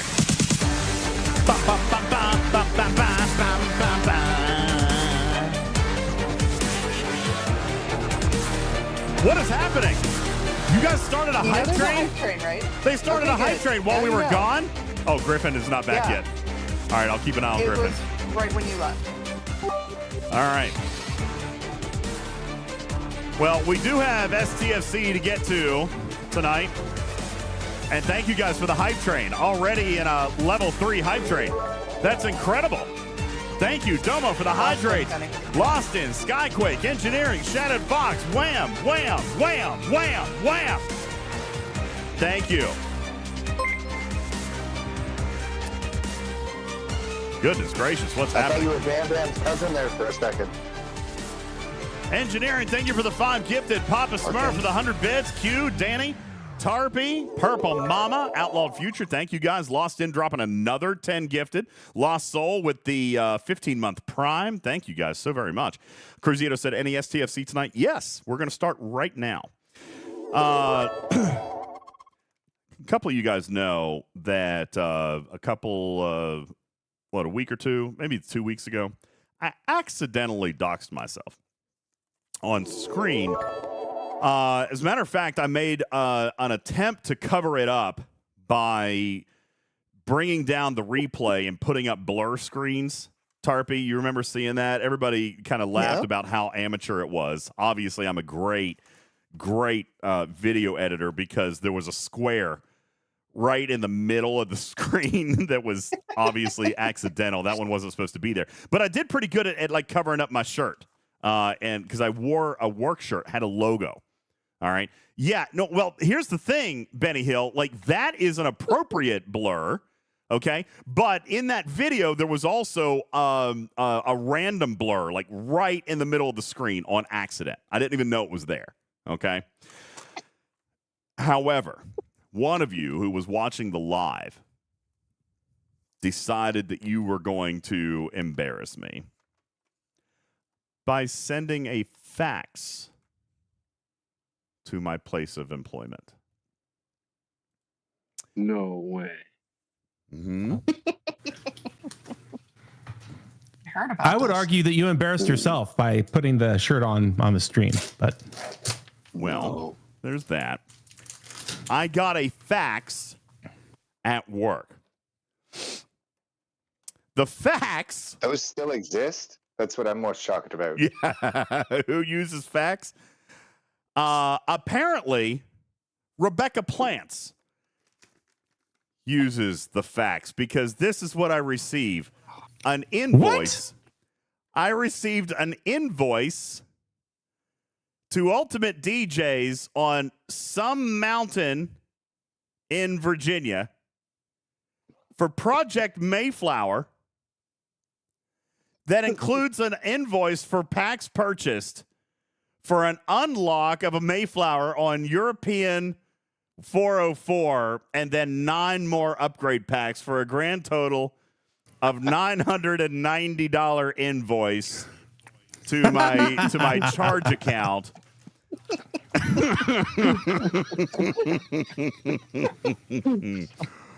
Nice one back. Yeah, this fax shows up, and by the way, it was not my fax number.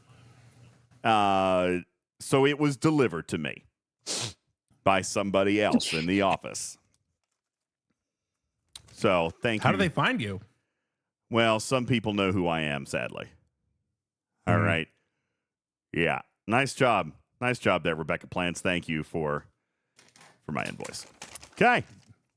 Who actually sent it and signed her name to it? I don't know. It was a fax. Okay. Wait. I mean, it's not like it came with a return address or anything. I don't know. It came from a number, didn't it? Almost A did. phone number. Cute. Well, Just yeah, but I don't know making whose sure number it you is. And I'm not going to read the just number out loud. up. It also came I with was a gonna cover say- sheet. You didn't just dox yourself again, did you? No, I did not. It came with a cover sheet where I had to remove. I couldn't even show you guys the cover sheet because it had the fax number on it and my real name. That's how the person in the office probably found it, because I sent it to my real name. You guys, people that are that clever are going to use an IP-based fax company and not have a traceable, backable number. I see. So anyway, thank you for the invoice, and appreciate that. And apparently, I have a nice shiny new maxed Mayflower on my European 404 account. All right. How about that? Yeah. Level 5 hype train now. Level 5 hype train already. Thank you, guys. If I dig hard enough, yeah, I'm sure I could. I'm not going to. Obviously, it was fun. It was a great little prank there. Appreciate it though. It was good. Somebody call the phone number on the cover sheet. No, I did not. Because there's no point. All right. If it's a fax number, phone number, it's just going to be like, they could have been much worse about it. The fact that this is all that happened is fine, and obviously was respectful of me in more ways than they could have been. So thank you. Appreciate that. Real Stupidity has just subscribed to the channel. Welcome. Thank you. Appreciate it. Welcome to the channel. You have found your people. I have found my people. So yeah, that's good. Is that their name, or is that a commentary about the show? Nope, that is the account name, Real Stupidity. Thank you for the subscription to the channel. Appreciate that very much. All right, ladies and gentlemen, that is our show. Okay, no, I'm kidding. We do have stuff to It's been an hour and a half, right? I know. And I meant you people are horrible. Like actually horrible. We're terrible. I do appreciate and thank you guys for kind of allowing me. You know, I've said before that it's just as therapeutic for me as it might be for you guys, or vice versa. Like it's always, I feel better after I have these chances to kind of, talk it out with you guys. So I appreciate that very much. Thank you. If you didn't catch it, Lawston has a name change he keeps mentioning. I'm getting ready to go get caught up on all the things, and then we're gonna hop into the game. Cookie Monster, thank you for 5 gifted. Lost In for another 6 gifted. Papa Smurf, Fisty, Madrux, each throwing down some bits. Broken Wolf with the gifted sub. Engineer dropping 5 gifted. Thank you guys, and you guys are halfway through a level 5 hype train, which is insane. Wildstar says 10 minutes of DJs is all my STFC retirement allows. Well, you're on a 2-week supply here then, aren't you? Thank you very much. Wham! Dropping 20 gifted. Guys, thank you. But hang on to it.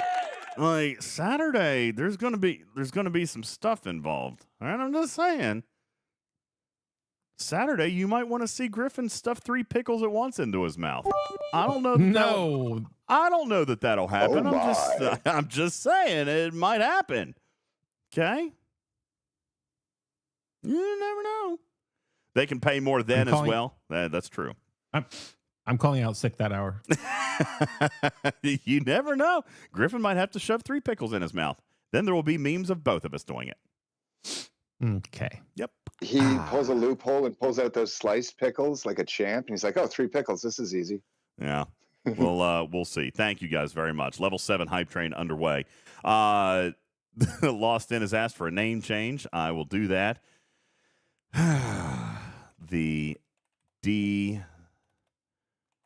decision maker. Thank you. I am the decision maker. Thank you. Appreciate that so much. Does it have to be pickles? Can we talk about this? Yeah, sure. Listen, Tarpy's making all the rules. Wham! I don't make any of the rules. So you want to cucumbers, not pickles. Do you want to bribe Tarpy into changing around the sub goals? Then oh boy, yeah. Listen, she can be bribed as well. All right, just throwing that out there. Yeah. Shadow Fox, thank you for your hydrate. Appreciate that. Possum joke. You want a possum joke? We'll do that, and then we're getting into the game. We've got stuff to do tonight. Game? What game? There's a game right here. There's a game or something. What do you get, Griffin, if you cross a cat with a bottle of vinegar? I don't know. What do you get? A sourpuss. No. Yes. Thank you. There you go. Don't applaud for that, anybody. What? Come on. That was good. No? This is great. That was Can we talk about Lorca now? That was a possum joke.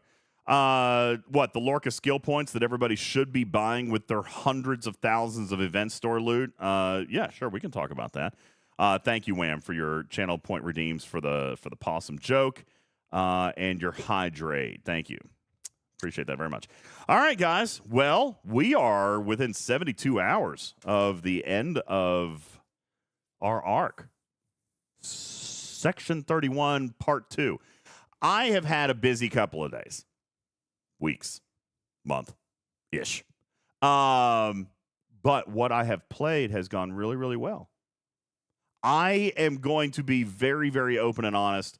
I have not done a ton of analytics on this month, Tarpy. I know you guys have been keeping up with event store loot, which we can check out here in just a couple of minutes, but I would like to hear from you guys. I'm going to say one thing about the Arc Runner, which we all know at this point is Echo. He's done a fantastic job coming into the Discord. I see him come in here almost every single day and talk to you guys. Just as a quick aside, I'm going to say this on a personal level. You guys know how much I've spoken highly of Echo in the past. Wow. That's a big one right there. That's impressively large. And I've spoken very highly of him and my personal relationship with him, just so everybody knows like that I'm not BSing that. Echo was one of 4 or 5 people that knew what was going on with Landon the whole time because I called him bawling in tears because he was my friend. All right. He was one of very few people that knew like every single day, who called me, even though he was running an arc, and we all know how busy that is. He literally called me every single day. Every day. In the middle of running an arc, he called me every day just to check on me. He is a great man, and that is why I love that man. Okay? So that's just a testament to him and his character. Okay? He is a wonderful, wonderful guy, and even personally through all this crap, he was taking time to talk to me. So I appreciate him. That being said, he did ask me a couple of questions throughout the month when we were trying to talk about game design and this and that. And I'll be honest with you, I was not the best person for him to talk to. I was not as much a resource for him this month as I typically am for him because I was not as plugged in. Fisty says, I think it's been a generally good arc, Griffin. The event store has been extremely generous. The officers seem to be kind of okay, but I have ended up liking the Junker.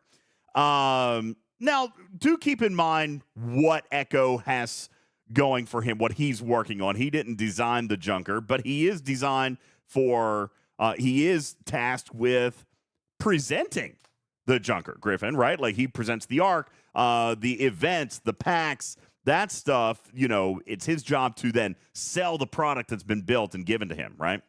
From his standpoint of what he is responsible for, I have never felt more incentivized to play Star Trek Fleet Command in terms of what we have on the table to win than I have this month, DJ. Between the event store, between all the events pertaining to the solo waves and the GS31, I mean, it is a cacophony, a plethora of loot to be had like we've never seen before in the game. There has been a lot of loot. Tarpy, is the loot sheet updated? Is that something that we can pull out, or should we wait a couple more days on that? I didn't do today's, but other than the 2 events today, which is 12,000, it should be fine. And I can actually do that right now. So you guys are at 390,000 free to play. Total free to play, by the way. That is complete free to play, 390,000. And we still have 2 more event days to go. Just for the record, because I do know that some people have asked this, Tarpy, do you want to explain how you did the Shadow Nest Alliance contributions. Because I know a lot of people are like, well, my alliance is too small, and I couldn't get enough They gifts. were so grumpy. People were very grumpy about what should be That's a considered big one right there. free That's to play. impressively large. It was a very impressive amount of loot. What should be considered free to play when it came to Shadow Nest? What did you end up doing? That was, for those of you who don't remember, that was the Easter event. By the way, okay, but let's back up for just a second. Okay, we can talk about the loot in a second. This might have been the most creative holiday event, and I don't say that lightly, Griffin. This was the most cutesy holiday event ever presented in this game. Are you kidding me? An Easter egg hunt inside Star Trek Fleet Command? That was bloody brilliant. All right. I loved it. Bloody flipping brilliant. I mean, who thinks of that? And then when you actually want to think about how many different places you can actually put something, which obviously he found a few places to put stuff. All right. But 9 unique and separate locations for him to hide an egg. Wham says, I'm allergic to eggs. Well, fortunately, you wouldn't have puffed up on these because they were just digital. Very, very cool. Webster says, I thought they were going to be hidden in the map and not throughout the menus. You know, and I actually thought about that too, Webster, when they told me about the Easter egg hunt. But then what he did was actually brilliant. I mean, you had to hunt. And honestly, going through and looking through systems would have probably been worse. Okay? That could have been pretty mundane. There would have had to have been clues or something like that with it. The only complaint I heard about it was from really, really low ops people who couldn't get into the holodeck to access those eggs. I get that. And that would have been anybody under Ops 15, right? Is that under Ops 15 before you can build the holodeck? I don't remember. It might be Ops 20. I don't 19 know. 19 or so. Yeah, it was, yeah. Fisty says my Lobby couldn't get all of them. Push forward. That's fair. I get it. Zero G says 15. I thought it was 15, but Fisty says it was 19. Either way, that's a very, very new spot. They got to partially participate. I think that's fine. Okay. They couldn't get all 9 eggs. I'm okay with that because they still got partial rewards. And if they're in Ops 15, they've been in the game for a week, so I'm not upset about that. But when I was Ops 15, design. I did not know my ass from a hole in the ground. So I don't know what we're doing with an Easter egg hunt for an Ops 14.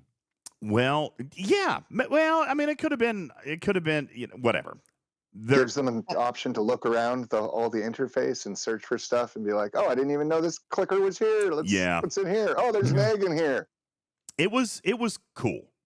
All right. I think that it was a very innovative event. That being said, it didn't come without controversy, Tarpy, because every event comes with controversy. Of course. Unfortunately, or maybe fortunately, the controversy had nothing to do with Scopely this time. The controversy had to do with us, the community, and more specifically, the Talking Trek Event Store loot counter. What is considered free-to-play loot? Really? We're at 390,000. I don't think it matters. Okay? Mission accomplished to Echo.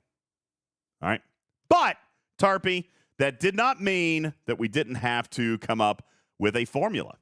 We had to come up with some calculation for the amount of loot that we were going to credit on this account, because obviously we've counted event store loot for 5+ years in this game. Lost In says, controversy with the number 5 content creator. Did anybody notice? Well, a couple of people did, the ones who wanted to complain. Tarpy, tell us about the decision that the Talking Trek Lab came to with regards to the free-to-play loot. And by the way, when you hear this, most of you are going to say, well, I got more than that. Well, that's the idea. All right? We tried to come up. As a matter of fact, Tarpy, the long and short is... The long and short of it is we use the same math as we would for an Alliance leaderboard. Top 25% or top 25 spots. Okay?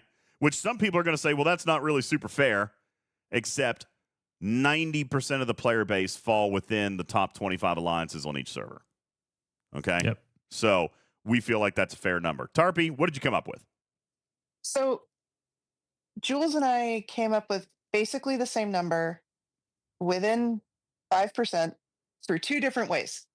And he did his math based on actual player counts and data from Chronox and stfc.pro. So that's fantastic. And I just did a matrix in a spreadsheet and got basically the same number. And what a couple of us agreed to was the idea that there are so many possibilities for people to be in alliances from 2 members to 105 members that we weren't going to put any amount in the spreadsheet at all. What? And that was I not know. the answer. That was not what I was I know. driving towards. I know. Okay, 0 loots, what we counted. There we go. Okay. So We don't want to hear what you're driving toward ever again after your story about counting, okay? yeah, you've shown us you don't I get know. to drive towards things. I drove just fine. As a matter of fact, Noah said, listen, if we ever, like, when we play Fortnite, you're driving. Like, I was an expert driver. I navigated that mountainside perfectly. Okay, I'm just saying. Sure. I did great. So I'm seeing some comments in the chat, and I just also want to remind that there are two different events that people are talking about right now. Mhm. We're That's talking right. about the Easter egg event. That was the one that every time a person found an Easter egg, up to 9 total Easter eggs per account, Mhm. they got 20 Easter egg, 20 of the event store loot in an alliance gift That's right. for everyone else in the alliance. Every egg So you found gave loot to your alliance. So we have typically, all right, so they use no loot. Well, then I'm gonna make an executive calculation here. I'm not gonna add it to the spreadsheet since Jules and Tarpy have made a decision. well, But it's in there. People can look at approximately their alliance size and approximately the activity they think their alliance had and add approximately that number. well, that's fair. Like, I tend to think, like, people ask, what, DJs, when you consider alliance size, what do you do? I have maintained the 50-member alliance, which, by the way, is very, very low now. The average alliance is much, much higher these days, according to Chronox. But Cal has kind of still allowed 50 to remain the general thing. Usually general alliances, AMSs, they're all kind of writing around 50 to 60 people. All right.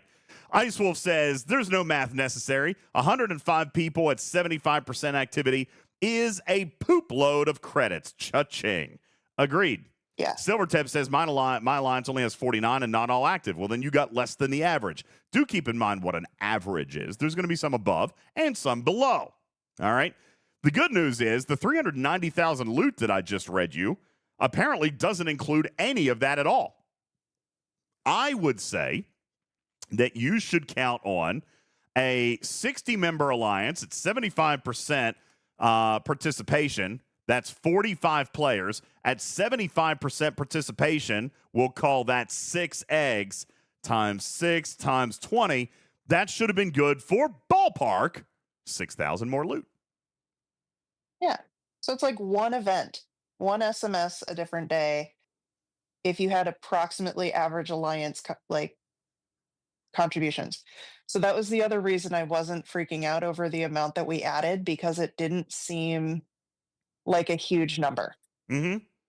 Well, so it was like, but you know what? 6,000 here and 6,000 there, it counts. And that's why, me personally, I think that it's appropriate to add that. Wham says 75%. Yeah, but I'm only calling 75% participation. And of that 75, only 75, like out of that 75, they only collected 6 out of the 9 eggs.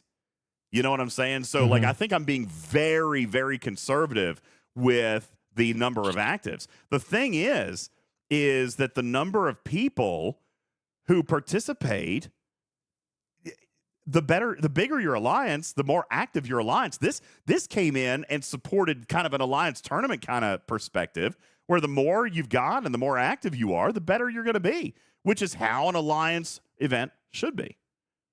All right. Putz says, listen, not that anybody probably had this, but at full participation in a 100-person alliance, well, okay, 100 times 9 eggs, that would have been 18,000 loot. And yeah. 18,000 loot if you had 100% participation at 100 members. All right. Now, Cruzito, it's not that people were complaining about the loot, except, I mean, some people were, but that's not why I air it. The reason that I air it is because we here at Talking Trek are kind of known as like the gold standard in tracking event store loot. We've done it for years. That being said, when we track loot, Tarpy, it's a responsibility that we take seriously. That's why there's math that goes into everything.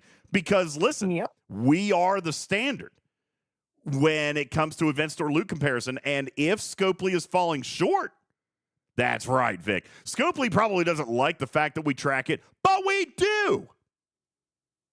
And that is how we kind of hold them accountable in a lot of ways to make sure that the event store months are profitable for you guys, that they are worth it, they are relevant, that they are valuable. All right? Now, we didn't have to do that this month. Echo and company, Echo and his team, his pod, they did a phenomenal job this month. Tarpy, related to the recent history, okay, as in since the revamp, this is currently tracking literally less than 10,000 loot below the first place event store in the last 2 years. Yep. Well, last year and a half since the revamp was done. The revamp was done, it looks like, in March of 2024. So since March of 2024, there have been 7 event stores, which actually does sound like a lot, okay? There's been 7 event stores since March of 2024. This is currently pacing only 10,000 loot behind first place, and we still have 3 more event days. So, actually, right? Friday, Saturday, Sunday. Yeah, Friday, Saturday, Sunday. We still got 3 more event days. The other thing that we haven't talked about here, that we haven't touched on yet here tonight, has been the whispers in subspace meta, which we did talk about on the last show. How are you guys doing on luck? The reason I asked this question is you guys watched me get 30,000 on stream that one day. Every day since then, I've been at 1,500. All right, which is fine. I'm fine because I got one good pull. Has anybody not gotten a pull better than 1,500? Every time, says Waffly, 1,500. Nowhere Man got 2 at 6,000 times, but mostly 1,500s. Pixelate got a 150,000 pull. Wham has gotten more 6,000 pulls than 1,500. But again, averages, guys. Some people are going to get more. Some people are going to get less. Broken Wolf has gotten 1,500 each time, which is unfortunate. Now, let's add that up. Broken Wolf, 1,500 times 9, which, by the way, it's still going. All right. Floyd says, I got my first non-1,500 today. Great. By the way, I'm fine with that. The odds indicate you should only have one. The odds say there should have been the golden Easter egg. How does the golden Easter egg work? All right, let's get thematic here. Let's go back. By the way, I had a love. Did I tell you guys that I had to do an Easter egg? No, we haven't been on the air since Easter Sunday, have we? Because I've been sick. Nope. I actually wasn't scheduled to have Oliver this weekend, but schedules have been crazy and it's just been nuts. But anyway, I was not prepared with normal Easter stuff because he wasn't going to be at my house this weekend. But then, because he's such a sweet little boy, he wanted to come over on Easter Sunday evening. Like, it wasn't even his, he was with his mom, but he was like, I want to go see Dad. It's Easter. I had nothing. I had no eggs. I had no stuff. and he wanted to come over and do an Easter egg hunt.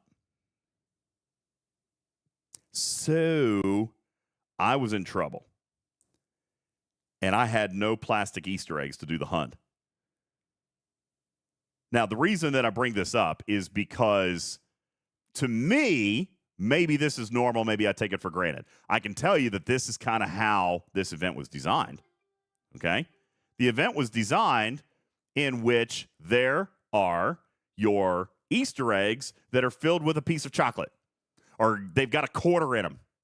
Okay? And you go and you hide them. And then one or two of those eggs might have $1, right? Those were the fancy ones. Those were the golden eggs. They would have 50 cents in them, or they would have $1, right? Well, that's what Oliver wanted to do. I didn't have eggs. What I did have was a bag of halos. So, so I took all the oranges and I marked them. And then I hid them around the house.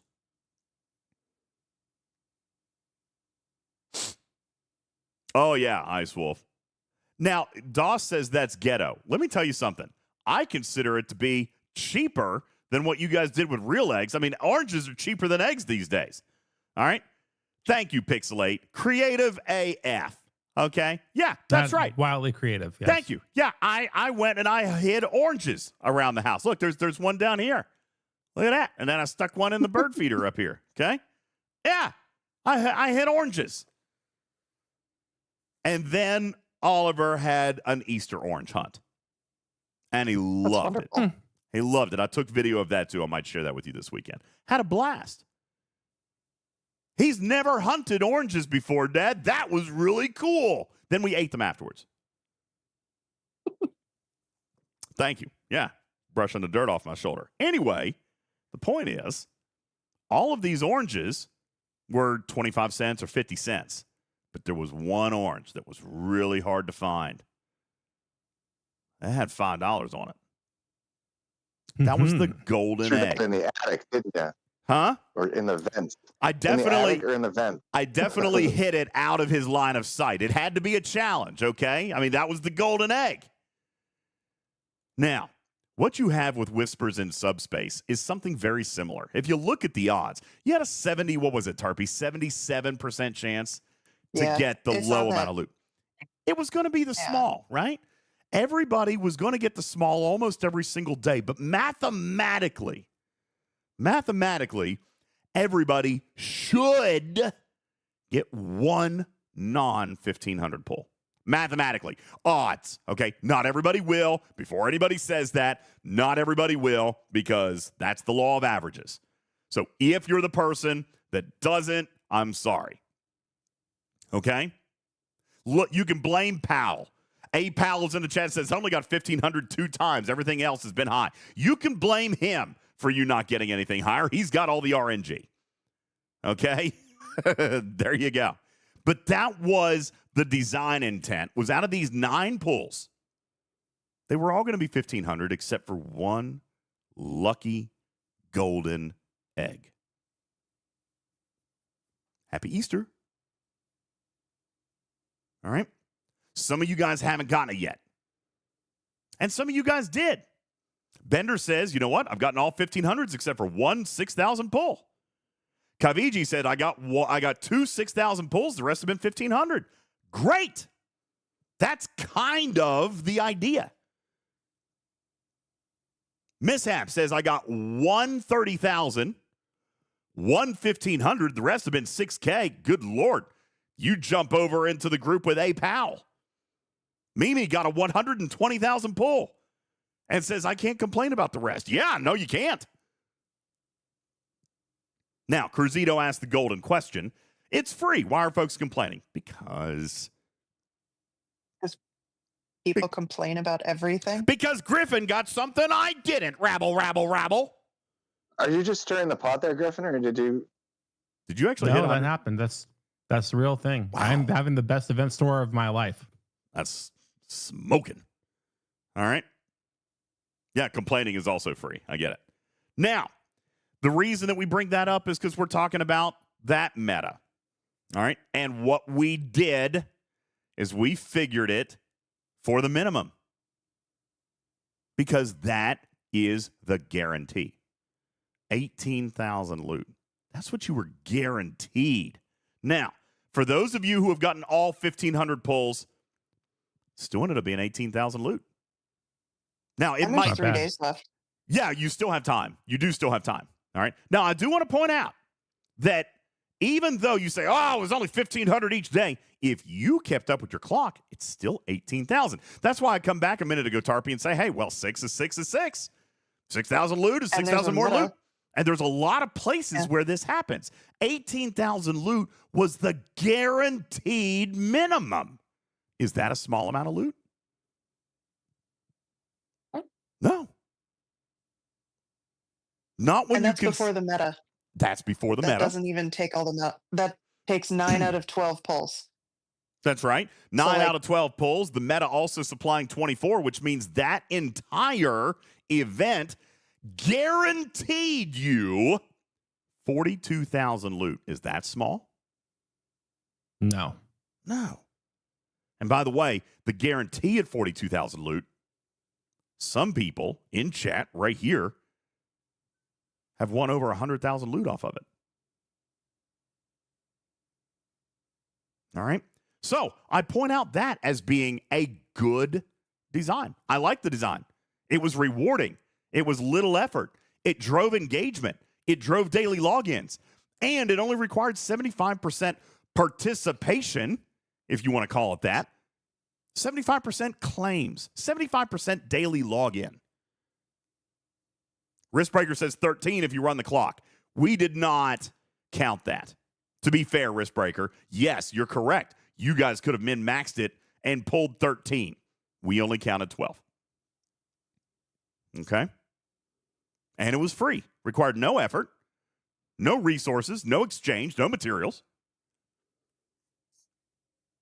And so with all that, Tarpy, we are currently, right now, as of day 17's events, looking at 390,000 loot. Was 3 days to go. Does that include any battle pass or does it not? No, I'm talking about the free to pay. Yeah, this is just free to play. It does include the battle pass, and it's free to play. Now, if you bought the battle pass, okay, there's more there. All right. Looks like there was approximately, if I'm reading this right, Tarpy, 32,000 in the paid track of the first battle pass. Now, I have to ask, because I haven't done it actually yet. Let's come back and talk about how much we do generally love it. And Scopely, I swear, I don't know what the data is. I genuinely don't know what the data is, but I can't imagine that you are struggling to convert people with extra battle passes for $20. You know what I'm saying? I've seen no one be mad. I've seen no one be mad. This is what we talk about with pack scalability, Tarpy, how we consistently say, Scopely, offer something other than $100 and maybe more people might buy it. I'm mad. All we had to celebrate Earth Day was just a pack I couldn't be involved in. I'm so sad. So think about it this way. Maybe they were going to offer the pack anyway, and they needed a reason. And Earth Day happened to be that reason. Like, we might laugh at it, but that could be true. Riskbreaker says, I know a lot of people mad at the second BP. Tell me why. Why? That's the best deal in the entire game. Because there was no free track. Okay. That's a valid complaint. I have actually raised that complaint before, that if you're going to offer a second battle pass, offer a second free track. They have only done that one time ever. It was Galaxy Quest. All right. They've never done it since then. So I could get that. All right, because it costs money. That's right, Cruzito. But spenders get more. It's kind of how it's always been. How did the battle pass work? Essentially, Shadowed Fox, once you bought the first battle pass, then it gave you an option at a second one. And if you bought the second one, it was basically just a bundle pack that gave you all of the rewards from both tracks of the first battle pass. Now, the reason that I'm asking a question, Tarpy, did it include more loot? Did it have event store loot in it? Was it an exact duplicate? It was exact duplicate. So I put Okay. all of that in a paid column because you can't get it for free. So I just copy pasted the amount. That 36,000 is the I see total it. amount. So Yeah. 36,000 more event store loot for another $20, plus all the resources and materials, choice tokens, which I might remind you, we are in Alliance tournaments right now. Good timing on that. I mean, we asked for the second battle pass for Grandmaster. You guys not remember? We asked for it. And the timing may have been intentional. We don't know that either. Now, there have been event or holiday type things like Karkin points out. There has been that position in the past. Tarpy, you had that position regarding Mother's Day, if you recall, right? A year ago? I wasn't here a Yes. year ago. No, I think recently we talked about it, and you were like, this Mother's Day there was an event, or maybe no, Mother's Day hasn't happened yet. What was it? What was Exactly. International Women's Day? International Women's Day. Thank you. That's what it was. International Women's Day, Strider, yeah. where there was an actual event, like an actual gift this year, but last year it was just a pack. So we don't want to necessarily be judgmental against Karkin's position here because we have felt that way about other event days or holidays in the past. Earth Day, presumably one of Karkin's favorite hippie days, okay, was only a pack available. He couldn't participate in Earth Day because it only required a pack. Gaia Day. I don't know if that's true. Also known as what? Gaia Day. I was trying to make it sound more hippie. Oh, okay. But I don't know if that's true or I not. think you just talking makes it sound hippie. Yeah, I know. Yeah, man. Earth Day is so Star Trek too. It's actually not. Not at all in any way, shape, or form. All right. So maybe fine.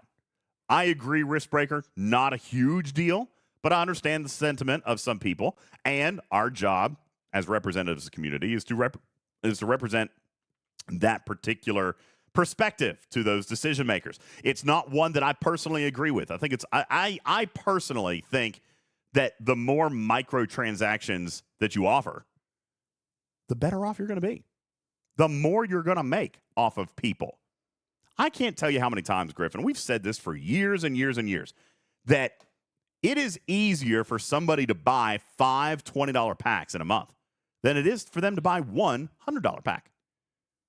Yeah, the whole thing is the psychology of once you get them to spend $100 once, then you're going to get them to spend $100 a whole bunch of times. Disagree. Is very true and very real. I don't know. That's the psychology of it. I want to tell you, very successful this doing month. This month, I think I did spend $100. I can't remember. Didn't I do something for you guys? Oh yeah, on the Junker. I spent $100 on the Junker. But I haven't bought the Earth Day Battle Pass, but I'm going to. All right. I also cash? spent, huh? The cash? Yeah, the $15. $15 for 144,000 loot. Yeah, I did that. Yep. All right. So Broken Wolf says, yeah, they're successful in that with me. I'm glad that they're doing some of this. Listen, they could keep $100 packs out there. I'm not saying don't offer them. I'm just saying the people, you know what? Why not hit both audiences, Griffin?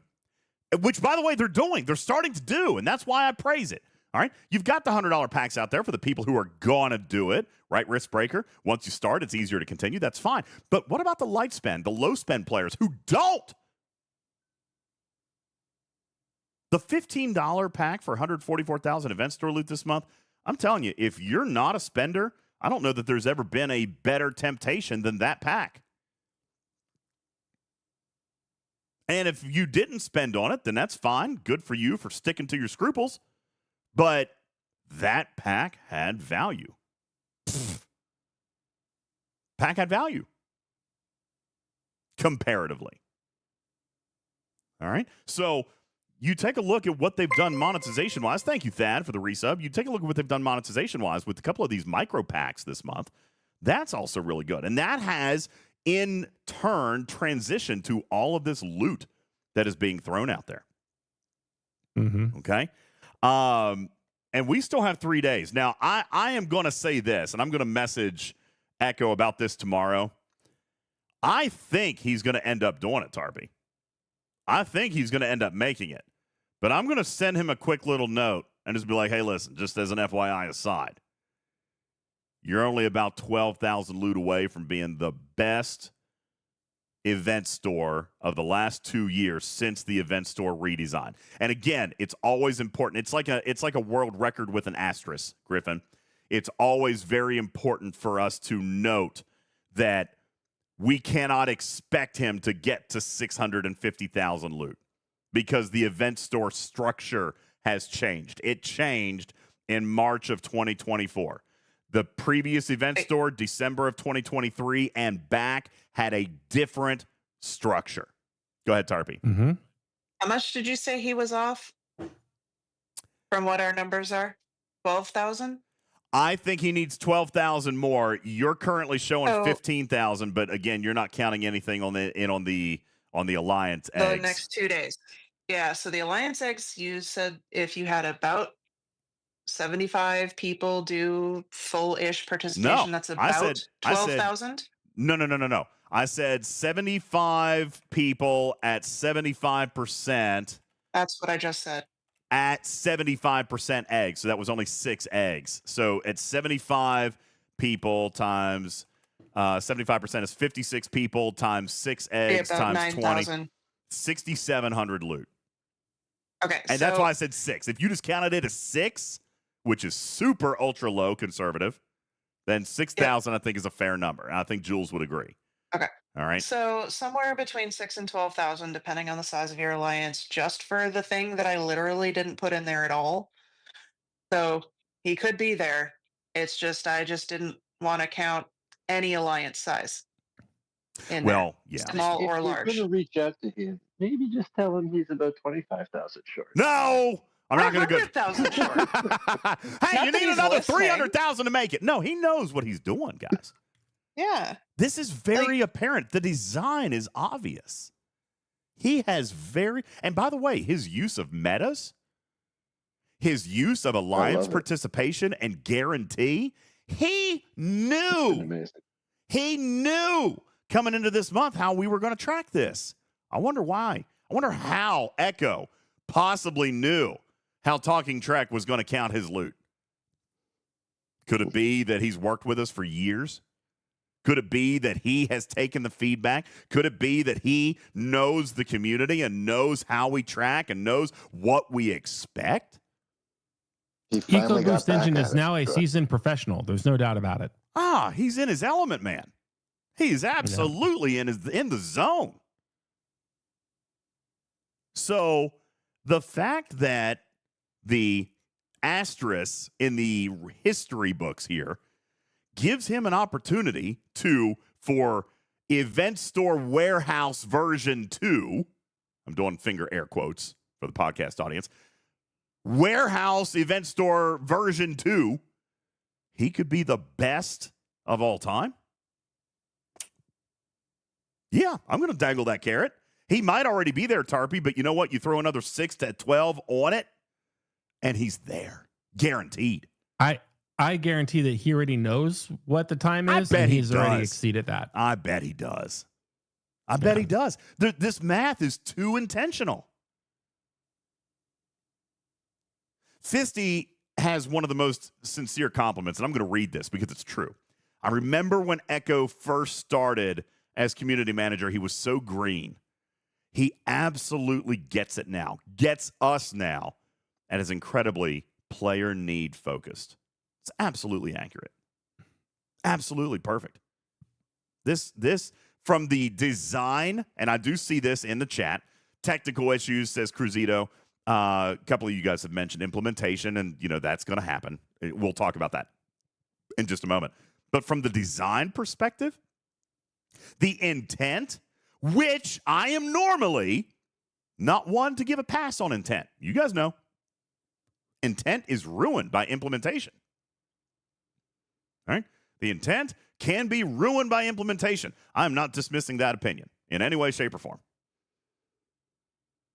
But if I put that in a silo and I look at his intent and his design this month, I mean, it literally checks off every box of anything we've ever asked for in an arc. He's done a phenomenal job on his intent. Now, we talk about the tech issues, Cruzito. Let's transition. We can spend a few minutes on this. It's only fair. We talk about the good. We talk about the bad. I can only tell you what I have experienced this month. And again, I have not overanalyzed this, Tarpy, so I'm going to invite the chat to speak up. I'm going to invite voice audience, if you guys want to pop up and speak up in voice, et cetera, et cetera. The panel, Matters, Karkin, Putz, Tarpy, Griffin. The only thing that I have noticed terrible this month is actually going on right now. I feel like they broke Alliance tournament refreshes completely. They did. Yeah. It is broken. That appears to be terrible, which, by the way, has nothing to do with Echo. Okay? But the refresh looks absolutely horrid.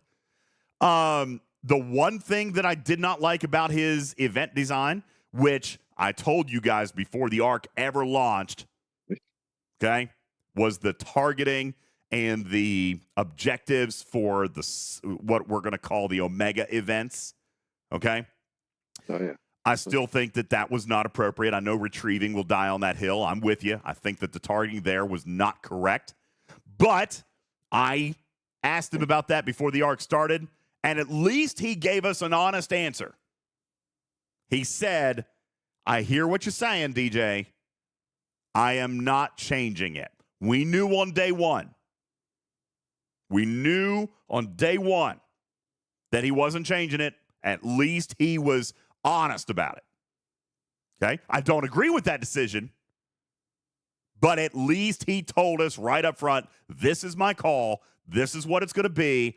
I don't have time to change it. It is what it is. Okay.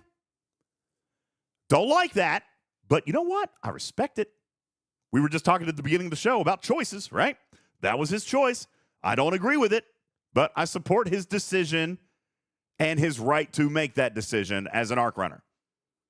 I think that it was not the right decision for the player base, but he stuck with it. And he was honest about it, and I appreciate that. Thank you for that. Okay? Solo wave failures, says Kanatu. Now, here's the thing. I didn't get that. I know that it's happening. No, I know that it's happening. There's been a ton of tickets. Tons of tickets. I have seen this in dev chat.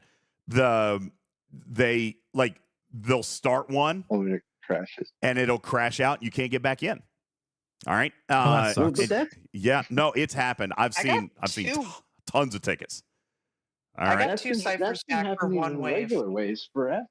You just have to reboot. It's different, Matters. No, Matters. Matters, I'm telling you. Matters. It's different. Get him, Tarpy. Matters, you can't. It's different. Listen, maybe you didn't experience it, and I'm glad you didn't. I didn't either, Matters, but it's definitely happened. I've seen hundreds of tickets. It is an issue. I don't know what's causing it because I haven't had the issue. You can't hit hostiles. Yeah, you can't hit hostiles. You can't touch hostiles. You cannot select them. You cannot select them even trying like Fatu Cray selection for hostiles. You literally can click on nothing. So you can do nothing after hitting 1 or 2 hostiles. Matters, you're getting it in chat right now. I've not seen that. I heard one person say that happened to them in Discord here. But aside from that one person, I hadn't heard of anyone else. So I'm glad. Was I that person? So this is widespread? What? It feels. Was I that person? It was pretty widespread. Yeah, dude. And I don't know why. I don't know why certain people weren't affected because it didn't happen to me not once. Not once. Me neither. It happened to me once, and I will have to say that the experience I had with sending in a ticket and all of that took maybe 10 minutes, and it was like a Friday night. And they gave me back the directives right away. It was very, very painless. So for that, I give them kudos. Sure, yeah, customer service seemed to actually have a little bit of a rise this month. They handled things very well from what I can see this month. I have seen very, very few CS escalations, far fewer than I normally see in a month. So CS seems to have done pretty daggone good. And I mentioned to you guys a week or two ago that there's been a leadership change over there. So I'm very happy with that, Griffin. CS has been remarkable this month. They've done a great, great job. Yeah, Ice Wolf says customer service been stepping it up lately. They've been doing very, very well. Yeah. My only complaint about this entire arc was that the new solo waves, the elite, the event for that they have for those, it was impossible to do any of them because you had to have the ship in order to score. If they had some other mechanism that scored a lot less points or whatever, made us do like multiple of the regular waves to get that, just to be able to get maybe one or two of the levels would have been nice. I'm going to disagree only for the fact, Putz, that there was 10 events inside that event, 5 of which did not require the ship. All right. But did not give event Starlit. That's right. Yeah, but did not give it. The rewards. Well, listen, there are events. Now I'm gonna take a step back on this, Putz, and remind us of precedent.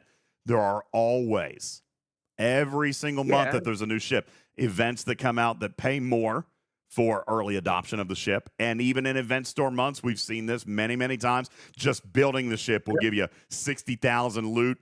And by the way, let me tell you, that was not gimme loot. All right. I don't know about the rest of you guys. I know some of the super whales are going to be fine. I was only, at my best, could only ever clear wave 2 of my 60 elite. I never got wave 3. Couldn't do it. All right. Even with couldn't do it. Maybe it's an optics problem.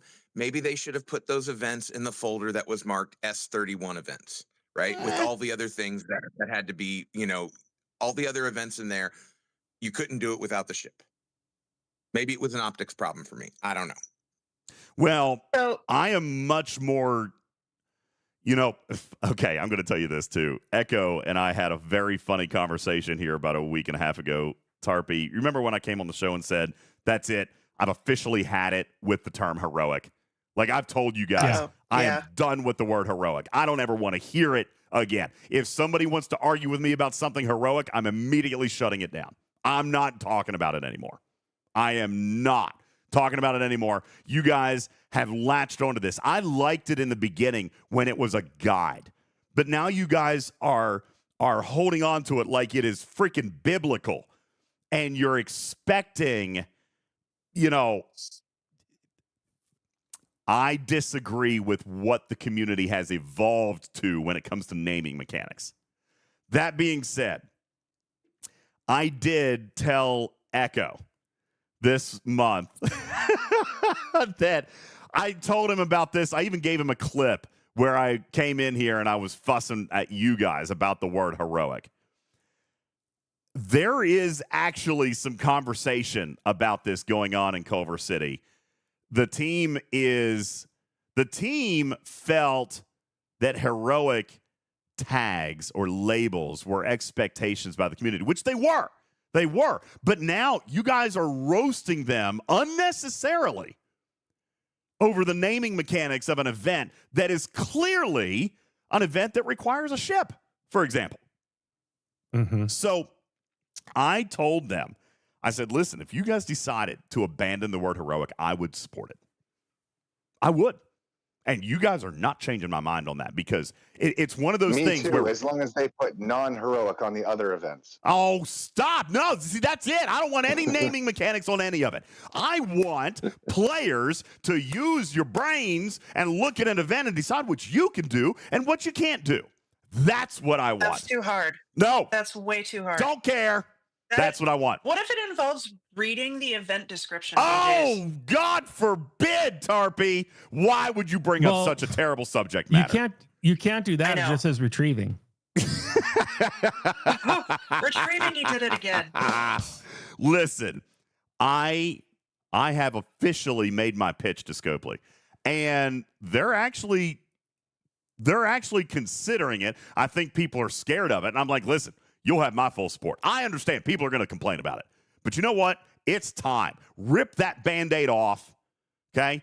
I will sit down and be wrong. You are wrong. Just sit down and be wrong. You are wrong. I officially regret ever asking them to label spend events because this has just gotten out of hand. It's gotten remarkably out of hand. All right. That being said, when I told Echo about this, his response was, "Ooh, DJ's coming to the dark side. He is. Yes." He did a whole Yoda thing and everything. He said, "You're finally starting to," first of all, how ridiculous, he said. "You're finally starting to see it from our side." No, I've always seen it from your side, Scopely. You're just wrong most of the time. Not most of the time, half the time. Half the time. But the community can get it wrong too. And I have not been shy about that in the past. I think that's why, for the most part, this property has a great deal of respect in the community. All right? Because we will hold them to task, but I'll hold you guys to task too. All right? And this whole debacle this month with these Omega events, it's just unnecessary. It's very simple. You don't need a heroic tag on that event for you to see that you needed the GS31. And moreover, Putz, along that line, and I don't mean to single you out, you just happened to bring it up and it was a hot button for me. In that same vein, there were 10 total events, 5 of which you could do. 5 of which didn't even require you to do the elites at all. You could go back and hit last month's target if it was easier for you. Yes, the rewards were richer with this month's current relevant content, and they were richer if you bought in. That, by definition, would have traditionally for us been a heroic event. I don't disagree with that. But the flames and pitchforks in Discord over the fact that they didn't label it heroic was just mind-blowing. Clearly, they provided you an event that you could do. And there was extra DJ, events that you could do if you had the new ship. Go ahead, Putz.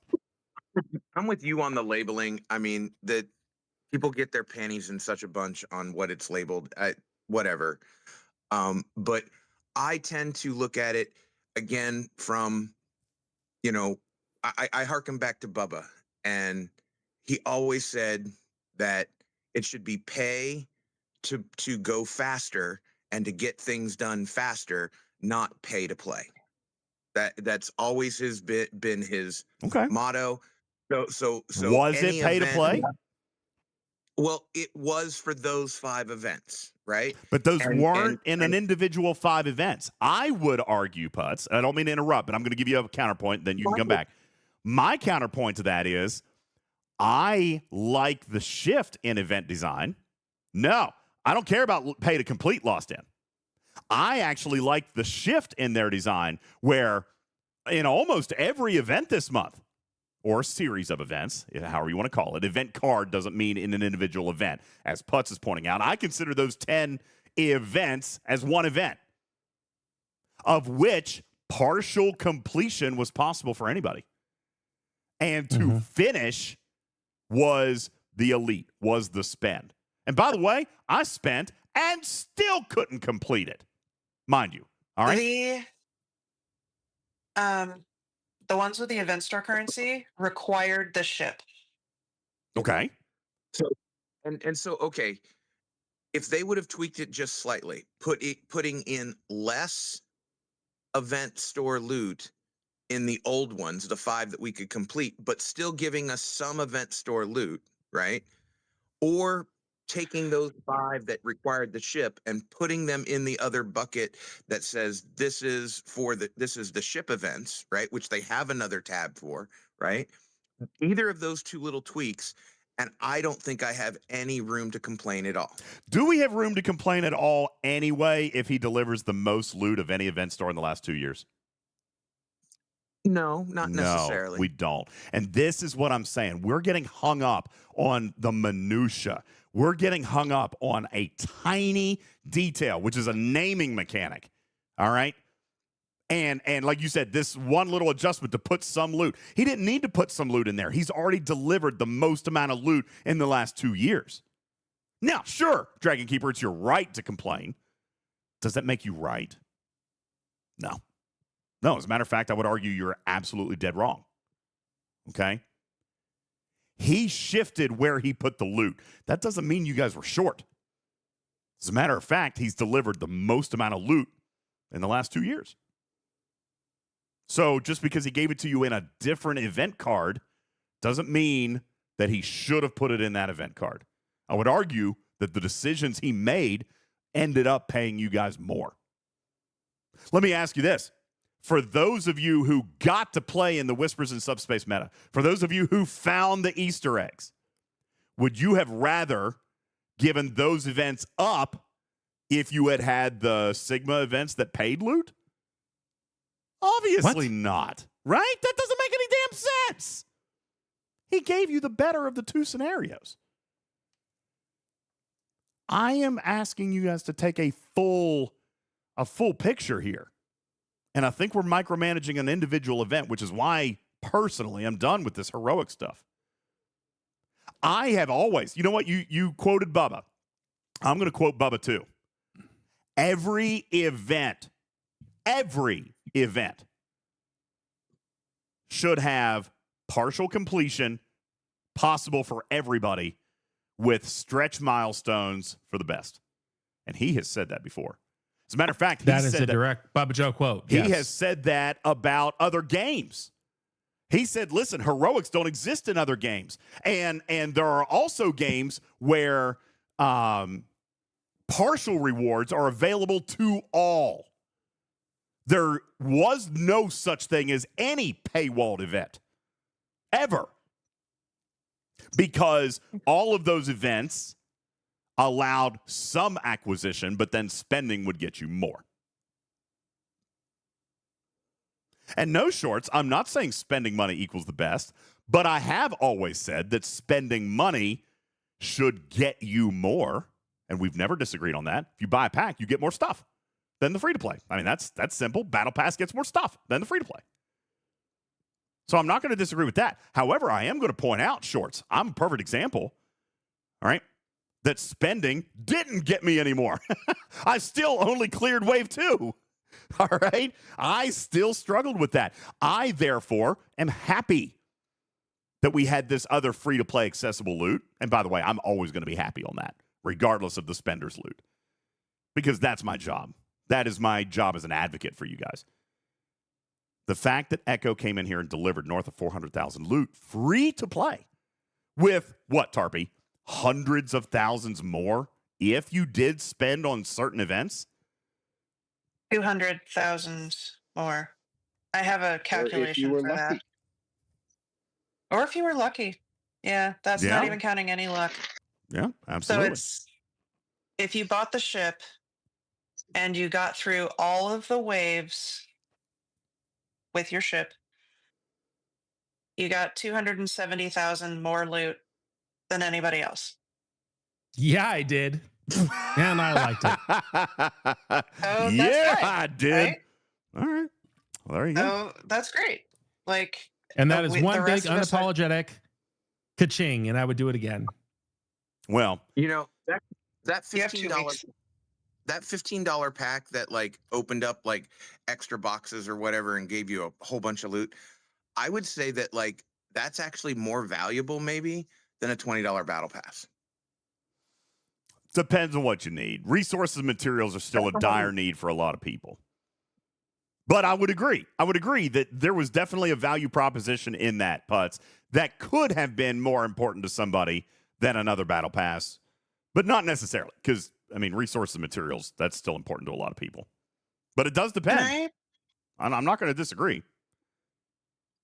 So something else that we haven't brought up this particular event store, but was a big issue in the last one, was Ops 40 and down for the loot that was available for the event store.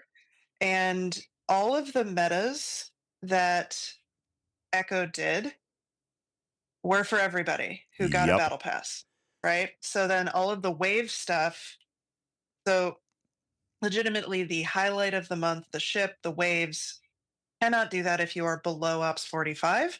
But all of the loot that we quoted for free-to-play players, that is for everyone who gets a battle pass. You got it. That was, and this was a huge difference between this and last event store. Guess what the delta was? Specifically, the actual number. And Nelly, I see your comment. I'm going to read it here in a second. What does anybody think the delta was between Ops 45 and Sub 45? What was the delta in free-to-play event store loot? Last Anybody know? time or this time? This time, this month. What is the delta? Tarpy, don't answer because I know you know the answer. I want to know what the community thinks. What was the delta between 45 plus and 44 down in free-to-play loot? By amount or percentage? Don't think too hard, people. Dragon Keeper Don't says think too 24K. Fisty says 30,000. Ice Wolf says 40%. Loston says 3. I don't know what that means. Dastro says Above 0, DJ. 15,000. Who said 0? How about Tarpy Nothing? just said it? Nuh-uh. 0? Who's listening to Tarpy? How about Tarpy's right? The answer is 0.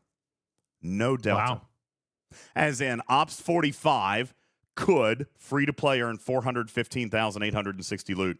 And Ops 44, Ops 39, and Ops 25 also could have earned 415,860 loot. In today's game, do you realize how hard that is? In today's world of event design, do you realize how hard that is? He did it with 0 delta. Everybody got the same loot. Free to play. Now that's the guy who cares. Let me tell you. Well, it's intentional. He planned it. Yeah. Okay. Pretty good. Now, Wham says should be closer to 420. There could have been, there was probably a little SLB. Maybe you got a little something there. Maybe you got a little something. Remember, we don't count anything from SLBs ever. All right. So there could have been something. There could have been something that you got from an alliance leaderboard or something. But right now, our count is sitting exactly, precisely at 415,860. All right. Riskbreaker said, obviously it isn't that hard if he did it. He just isn't lazy. Nah, see, I disagree. It is incredibly hard. I've said this a million times. It's incredibly hard to design events for multiple generations. Many have tried and many have failed. Yeah. Yeah. It can be very difficult to build an event around I see you guys are making the joke. Okay, 420, whatever. But anyway, I've said this a million times. It is difficult to design an event that is good for K9 Tooth the same as it is for an Ops 20. You know what I'm saying? So that can't be done.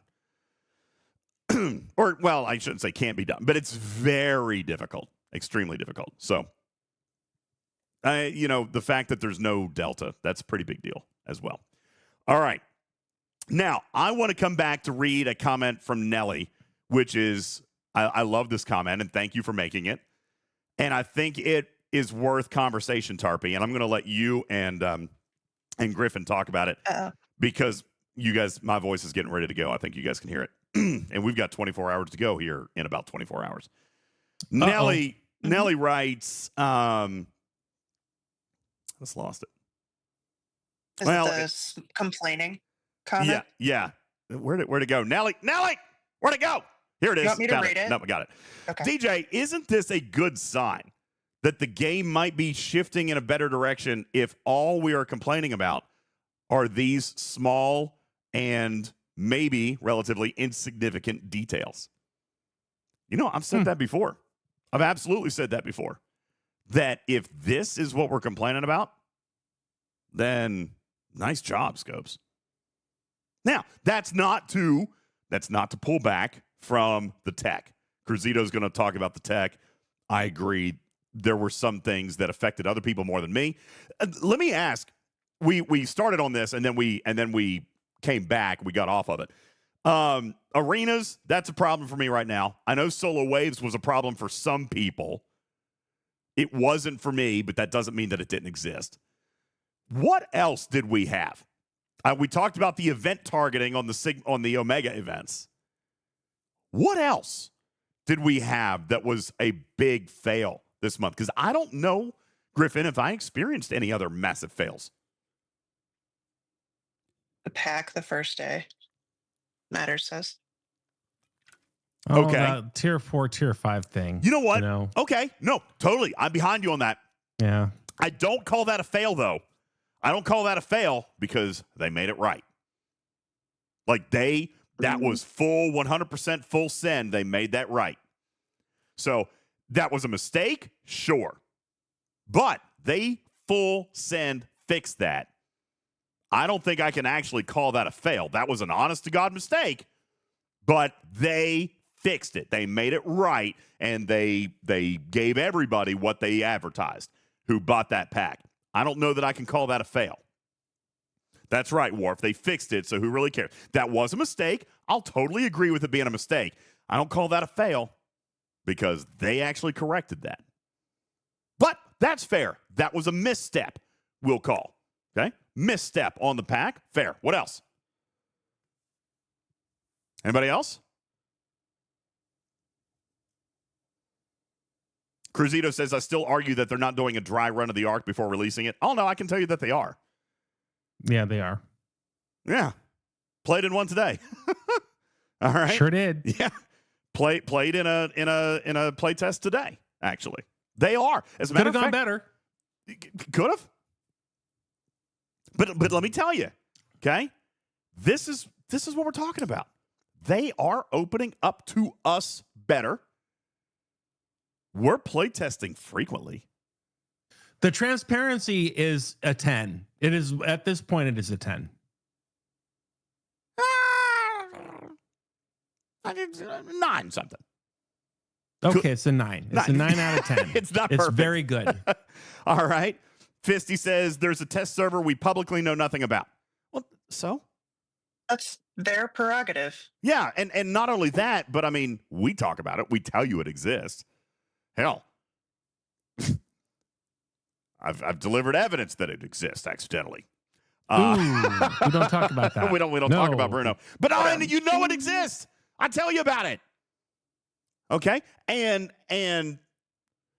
is it perfect? No, it's rarely perfect. That's why it's pre-arc. That's why it's a play test. Our job is to find the problems. All right? So, no, I'm glad. I mean, we're play testing more now than we ever have in history. This is something that I have fought for years. And we are regularly play testing now. And I love it. Game design is now very familiar with and can anticipate the questions and concerns that we have in advance to the point where they plan for them and they come to the table with solutions or non-problems. They are no longer presenting similar problems month after month after month because they know what we're going to say. Mm-hmm. Now there was, you know what? I'm going to give another shout out. Do you remember when we found on stream the other night, Tarpy, where the Forbidden Tech fusion rods in that favor were backwards with the reactors or whatever? Guess what? Now that got fixed. That got fixed. Now, you guys have said, and I am going to bear some responsibility. You guys said that you've been reporting that for 6 months. Even to me, I didn't remember that. I never wrote a report on it. I checked my records. I never wrote a report on that. But let me tell you something. When you guys, if you guys need any evidence that Scopely is communicating with us directly, then here it is.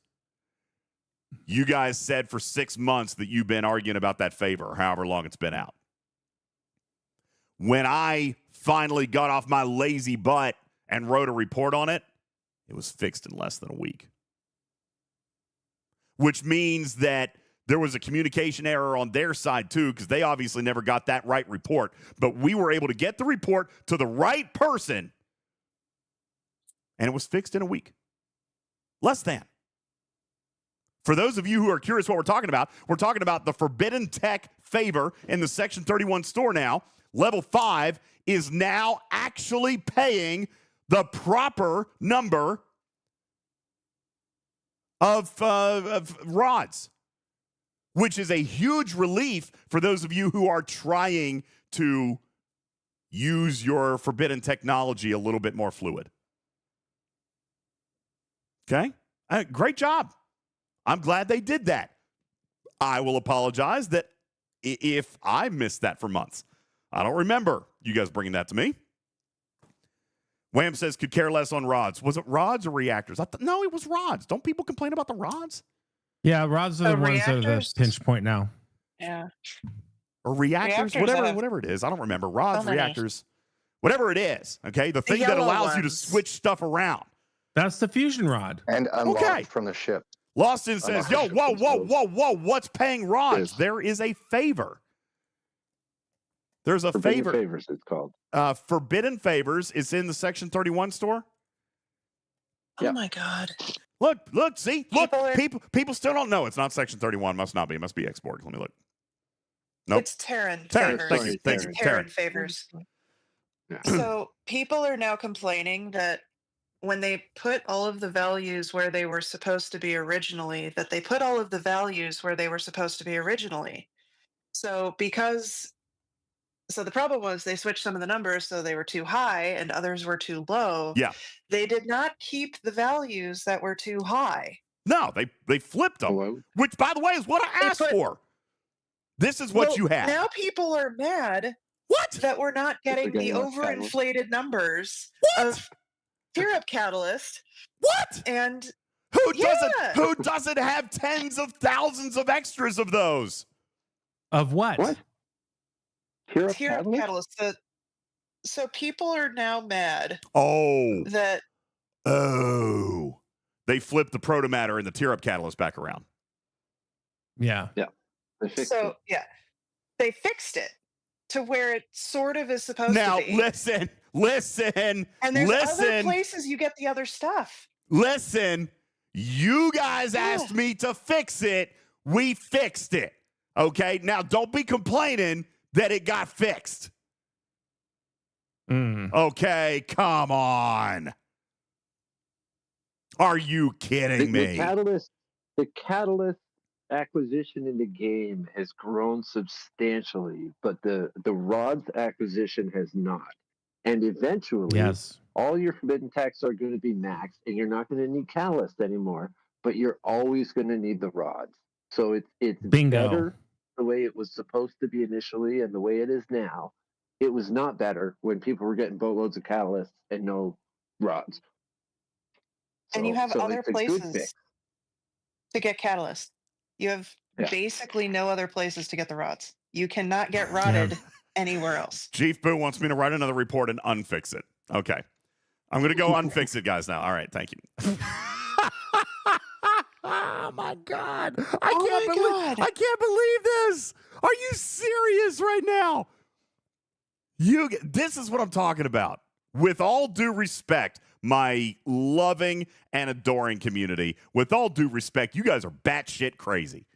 Okay? No, that's not true. I can't win, squad. You're damn straight. What? While you were doing that, typing that up, the request, there were people in chat screaming, "Don't do it! I want my 6,000 Tear-Up Catalyst! Don't do it!" So there are different needs for different levels of players. You punch drunk kitty cat bitch. I get it. I'm gonna if you're a tier 40, if you're a level 40, you need those. But if you're level 70, like Matter said, you don't. I am going to the long-term needs for everybody is more rods, not more catalysts in this favor. So wherever people are right now, they just don't see the forest for the trees. Yeah. They are going to need the rods more than they need the catalysts. Go ahead and take a discussion. Matters might be wrong on a lot of things. He's right on this one. He's right. He is right. Oh, even Tarpy said it. Matters, you're wrong a lot. You should clip that. You should clip Tarpy. I know. Even with Tarpy Matters. says you're right. Take the win, Matters. All right, don't argue. Even Tarpy said you're right on this one. Okay. See, now you're wrong again, Matters. Damn it. God damn it, pal. Jeez, Matters, you had to go and ruin it. All right. Hey, Matters, can you explain to Tarpy why you're right? If you don't care, I'm just curious. No, I'm kidding. I'm joking. Please don't. All right. Now, Silosh says, you know what, DJ? I don't know. In 2 years, maybe when free-to-play players catch up, then rods might become a problem. Let me ask you a better question. All right. Yes, I don't disagree that Tear-Up Catalyst can help you. I'm not disagreeing with that in any way, shape, or form. All right. I still need Tear-Up Catalyst. Okay. I still need them. But the whole intent of the Forbidden Tech and now the Chaos Tech system is to be, we had the game designer on our show to talk about it. It's a gear system. This is meant to be somewhat, though not without penalty or without cost, it's meant to be swappable. We are not supposed to be putting a technology on and leaving it forever. Why am I fuzzy? Sorry. We are supposed to be swapping them out based on what it is that we are working on. Short says, I never swap. Why? Is it the cost? No, you should swap. And I never used to either, but I do now. And it's so important now because there are so many different crews doing different things. Yes. This game has expanded so much recently that you have to swap them or you're not getting the full potential of your outing out of your space exactly. station. Engineer says they need to fix the sourcing of the rods. Well, I would argue that this favor was intended to do that.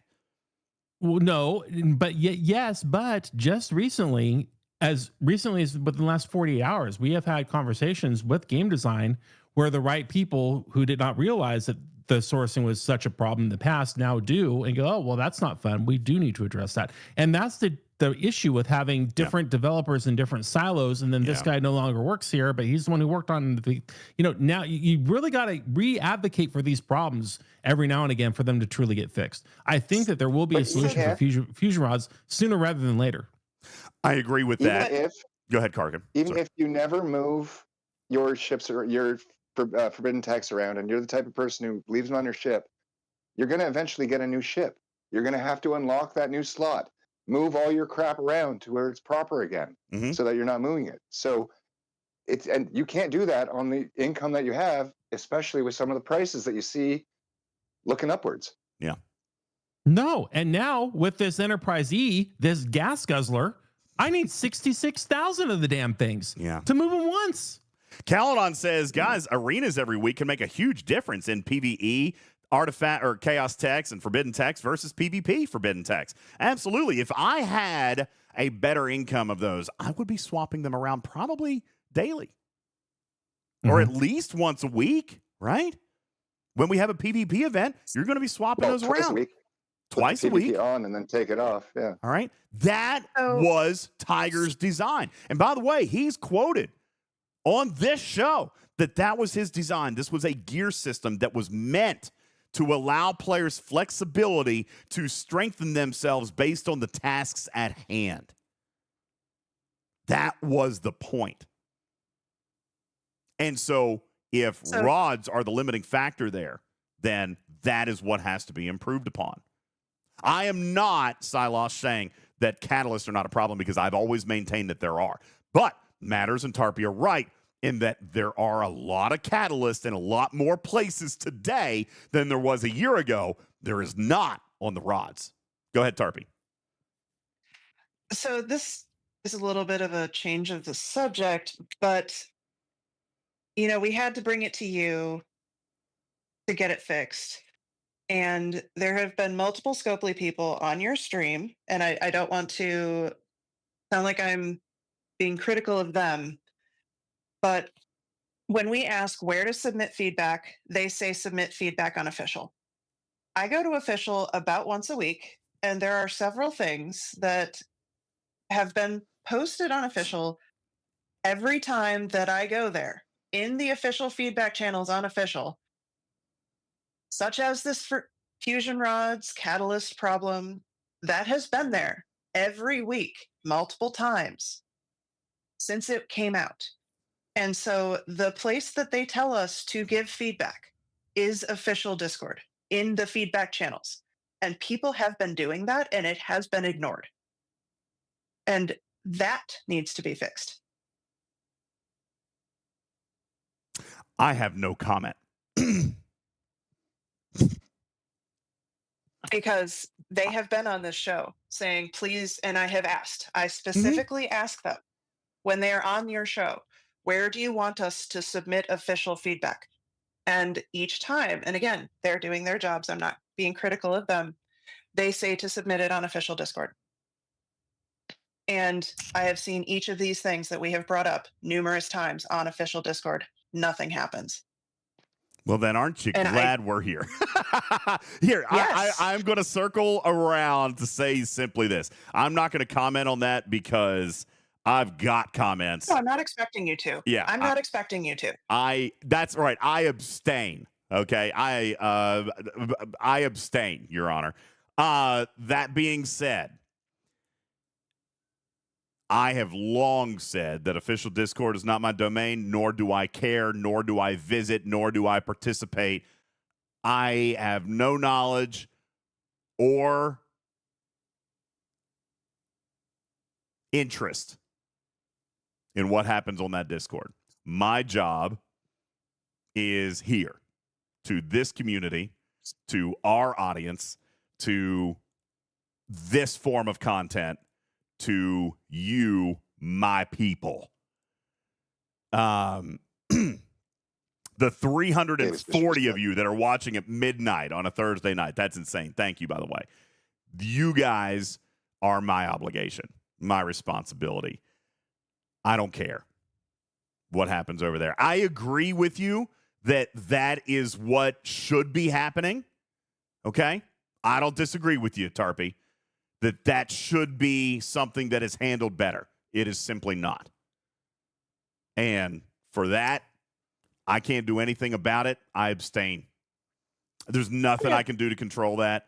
And all I can do is tell you right here that we will continue doing what we always have. And proof's in the pudding. Okay? Proof's in the pudding. We wrote a report and it got fixed in a week.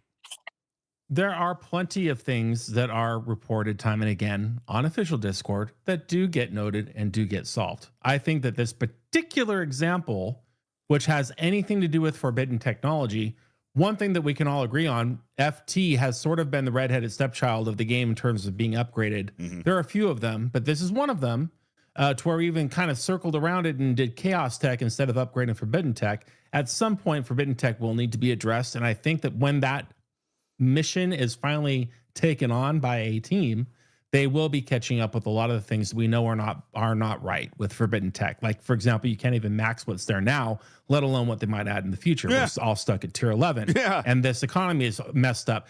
Remember, forbidden tech kind of burned the community down with we're crazy low percentages and, paying $100 to get absolutely nothing because of stupid queue going like this to you and then this to you and then this to you and then this to you. And then you get nothing out of it. And then they went around and they very quietly fixed those percentages, didn't say anything about it, and just never wanted to look at FT again because it was such a hot button when that was happening in real time. Yeah. I think that the fire has gone out, and now we can kind of circle back to FT, re-embrace it, and reimagine it at some point, I would hope in the near future. But that's when these problems will get solved, not on a random mid-month patch. This is not going to happen. Get rid of the 10% limit that's on it right now. People have the proto matter to fail a few times. They can actually utilize that in certain events or whatever and things. To actually spend the stuff. Yeah. Get the percentages up and then you get your win. Just get rid of that 10% lock. Because that's dumb. I don't disagree with that. That's their equivalent way of ops locking the tech. It's locking you behind having cleared a specific Q's trial, right? So if you haven't gotten to a specific point in Q's trials, you just can't upgrade it past that point. Okay, but it's an ops lock, and it's another way of doing it. But it's an ops lock that doesn't have a future. Like we're beyond that ops lock, and there's no other progression available in the game. You've literally imagine officers that could go to tier 10. Or intended. Yeah. I mean. Now, I am going to come back. There is another example of this in the game. Final tier, but there is another example of this in the game. All right, and there is indeed. There is, and it's with officers. Okay, what is tier 5 of an officer? Is it captain? Captain, commander. Is it admiral? Oh, here I thought you were going to say Exocomp Factory. Oh, there's another one. Sure, Exocomp Factory is another one that maxes out at 50 or whatever it is. No, but officers. Listen, officers were always supposed to have an expansion. That never happened. Ooh. That would be a disaster now. Oh, yeah, they can't. They're done. You can't do it now. All right? But it was there. The structure of the game had it available in the early days. All right. There's no Commodore, no Captain, no Admiral. Yeah. Vice Admiral. You don't have any of that stuff. I'm reading all these comments in chat, and I will give this message to Scopely when they are online and watching this or replaying this. The amount of passion that I see just in the chat now pertaining to revisiting an old feature and upgrading it instead of creating a new loop with new enemies and new hostiles that are just sort of doing the same thing or a new thing in the same way. We're talking about going back to something that's 2 years old and just making it simply better, and how overwhelmingly positive that feedback is. I think that if Scopely were to refocus their attention more on upgrading existing things within the game and taking our bugs and fixing them and then expanding from there, boy, the feedback would be overwhelming. I mean, just look at what happened with the Loot Museum. I think that that is such a powerful mechanic to re-engage the player, solve people's problems, even invite players back to the game who have left by saying, hey, you know, this pain point, we have solved it and we have actually expanded upon it, and come check it out. And it's something that you kind of already know how to engage with. I mean, this is gold. We need more of that in this game. Don't disagree. Yep. That's starting with Assaults 2.0. Oh, God, you son of a biscuit. Why? Why would you do such a thing, you terrible person?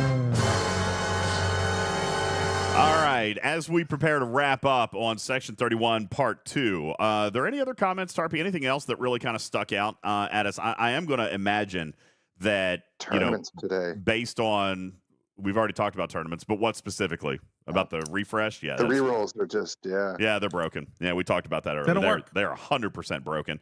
And that's been reported, but yeah, it's bad.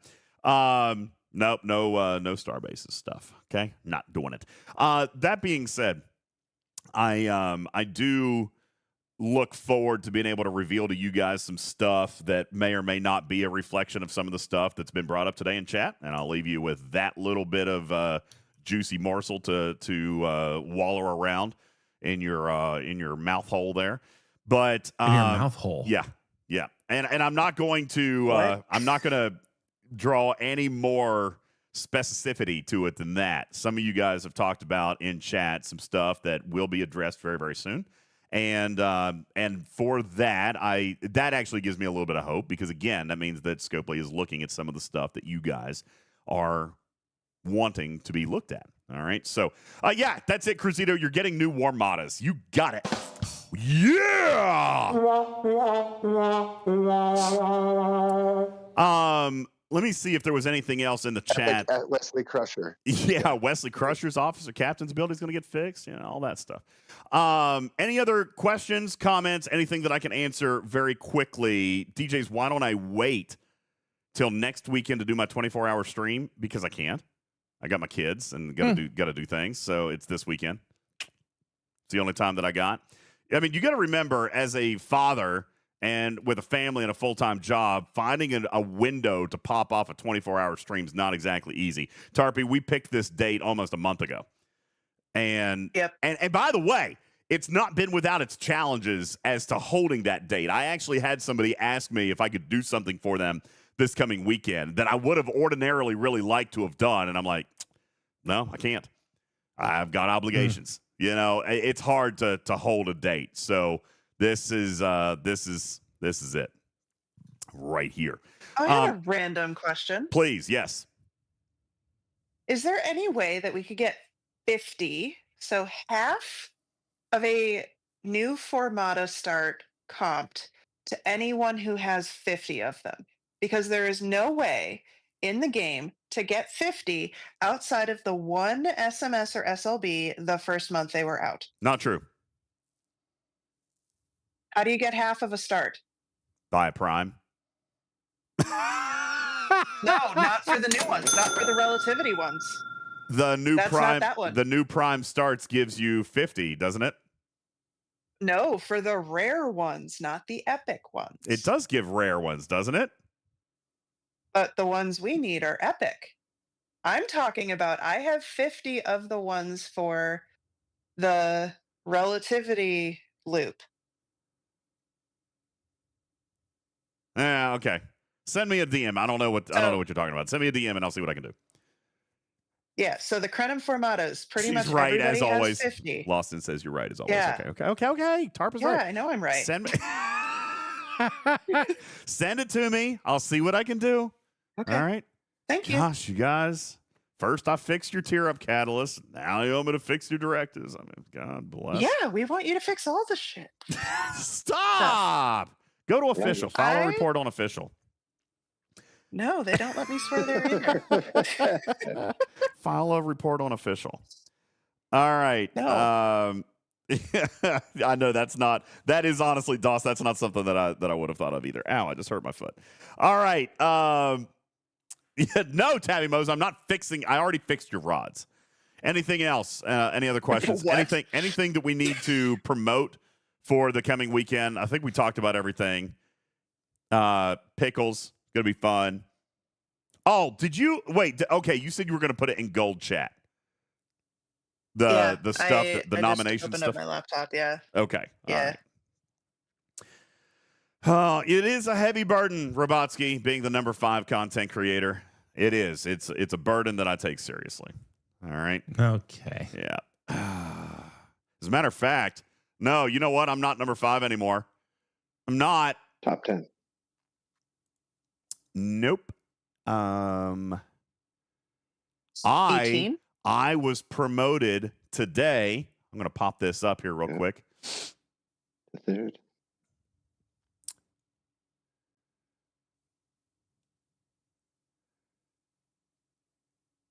Hang on just one second. Sorry.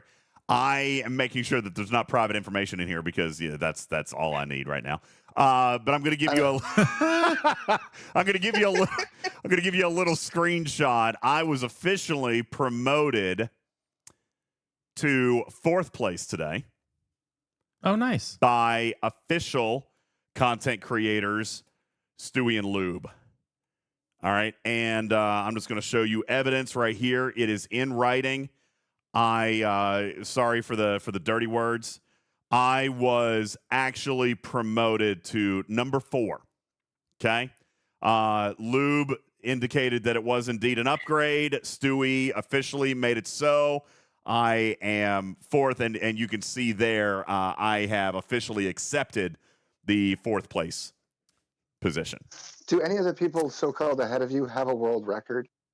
Like some kind of... I don't know, but that's not the only metric there is, Karkin, okay? I mean, clearly I fluctuate on the charts as to how I fare in relation to the other content creators. So that's right. Yeah, well, until they get themselves a world record, we'll see. Thank you. You know what? Technically, I don't think we have our world record yet. We've performed the task. I don't think it's been certified. Yeah. It is nice of them, Brett. Yeah, it was nice of them to move me up like that. It was nice. Ryan says, "Yo, DJ, wait a second. You're on the B list." Wait, what? What does that mean? Wait, what? It says I'm the number 4 streamer.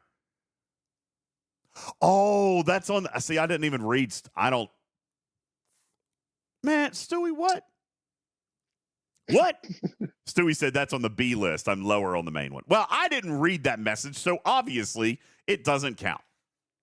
Oh, those Brits with all of their leagues and relegations and soccer. And come on, get lost with that. Yeah, come on, Stewie. Jiminy Christmas. All right. That's so funny.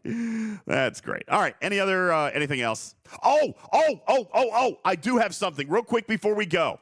I have something very quickly before we go. I have an announcement to make that tomorrow at 1 p.m. Eastern time, this is actually super cool. I'm going to pull this up very quickly. This has to be something that we do.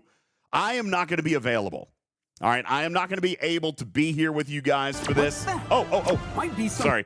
I'm not going to be able to be here for you or with you when this actually goes live. Hang on. I'm going to pull this up in another window so you can hear it, Griffin.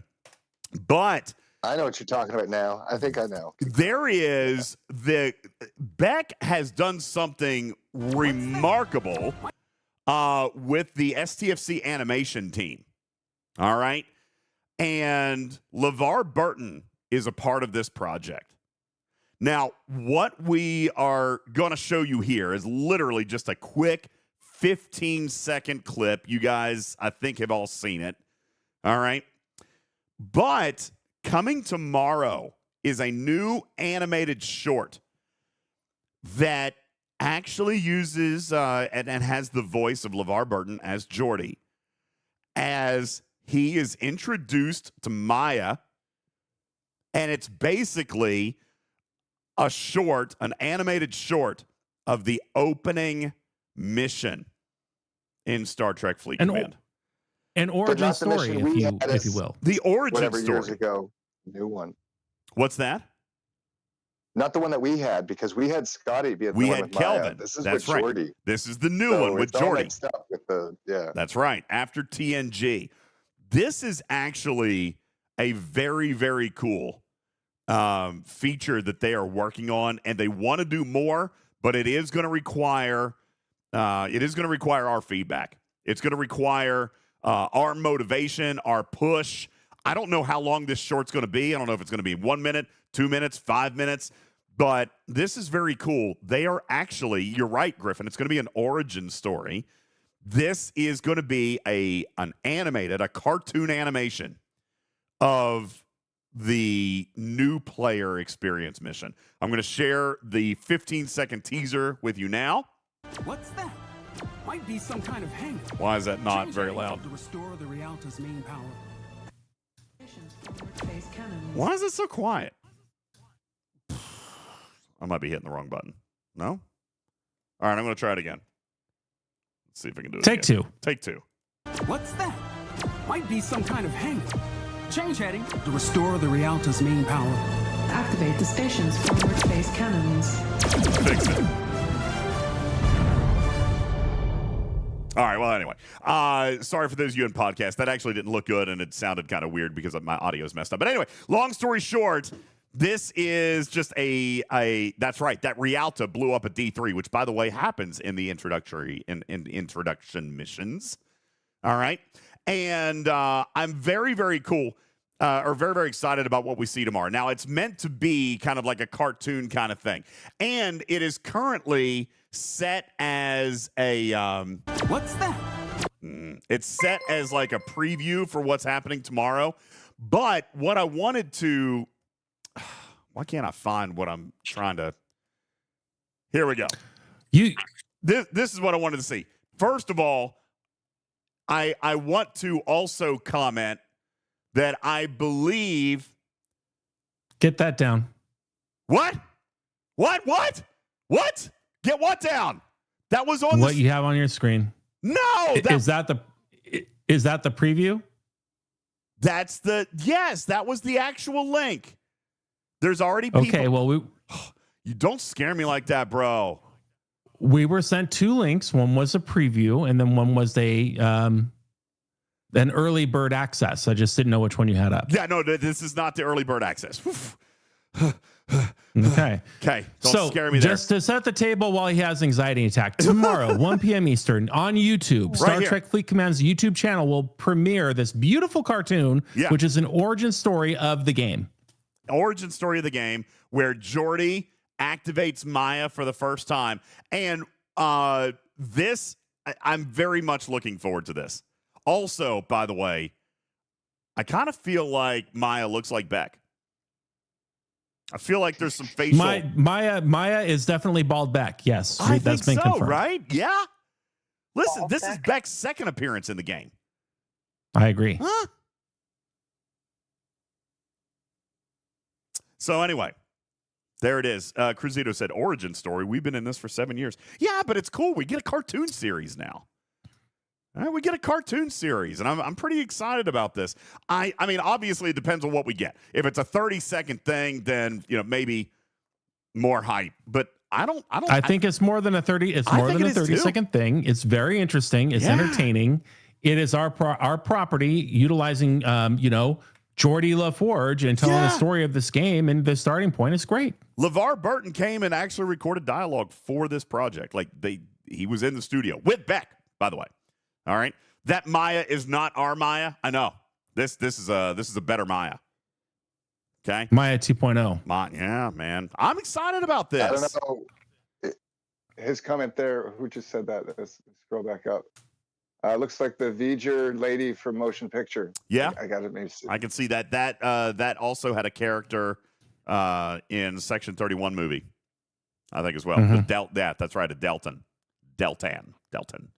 So anyway, I'm excited for that tomorrow. That premieres tomorrow. Go to the Star Trek Fleet Command YouTube page and reserve your spot. Click on the notifications so that you know it'll be premiered tomorrow at 1 p.m. Eastern time as a live stream, and you'll be able to comment and chat with the community during that time. I will tell you that it is important knowing how YouTube algorithms work. Obviously, it's going to be great for people to watch this after the fact. Excuse me. But the live stream numbers are going to matter. That's why they've set it up as a premiere. Find the link. I will right now put this link in chat. Go and click on the bell. Get a notification for when this premiere goes live. And Nick says, focus on the game. I don't read missions. Oh, see, I love missions. And he says, I don't need a cartoon. I get it. Well, I like stories. I like narratives, though. I always Who said that? Who said that? Nick said it. All right, Nick, listen. Do you like Star Trek? Nick. Do you even like Star Trek? Nick! Because I'll tell you, the people who write the narratives for our game literally work hand in hand with properties and individuals at Paramount Pictures. That's true. To further the storylines within the canon of their franchise. So when you're getting these storyline missions of like a Voyager season or this or that season or whatever comes up, it's literally a continuation of the property that you know and love and fell in love with and why you play the game in the first place.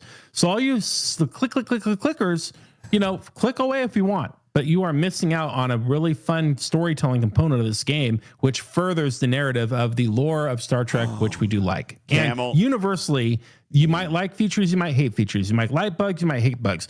The storytelling in this game has consistently been awesome. It's consistently been better than average. We've had some. You are such a. No, I'm not going to say awesome. Just like earlier, you said 10 out of 10.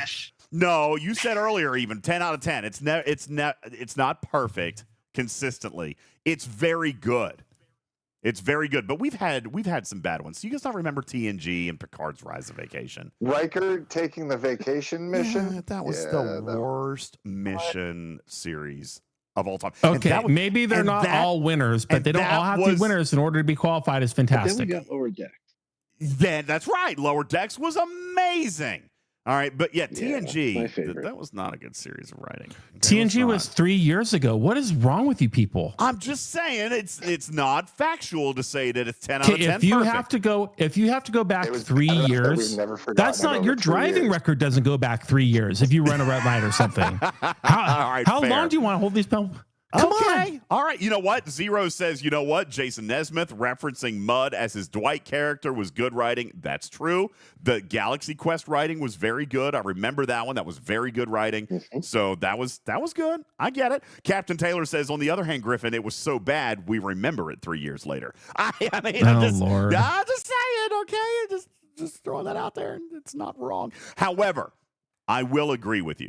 I have a huge admiration for the writing team, the narrative team. They consistently do excellent work.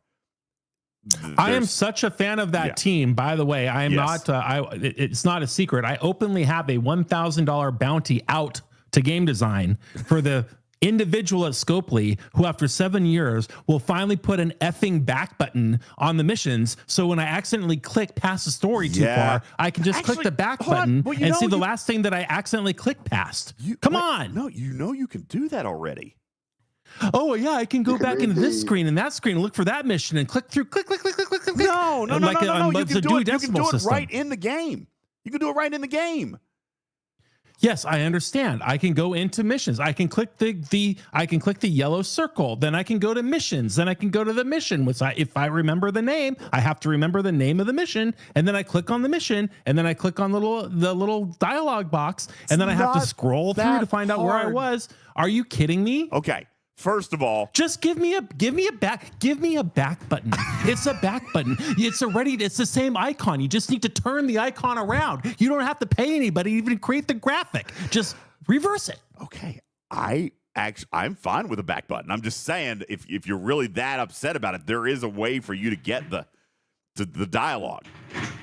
I don't want to be taken out of the story by closing out of something and having to go back into it and look for it in a different way. I just want a back button.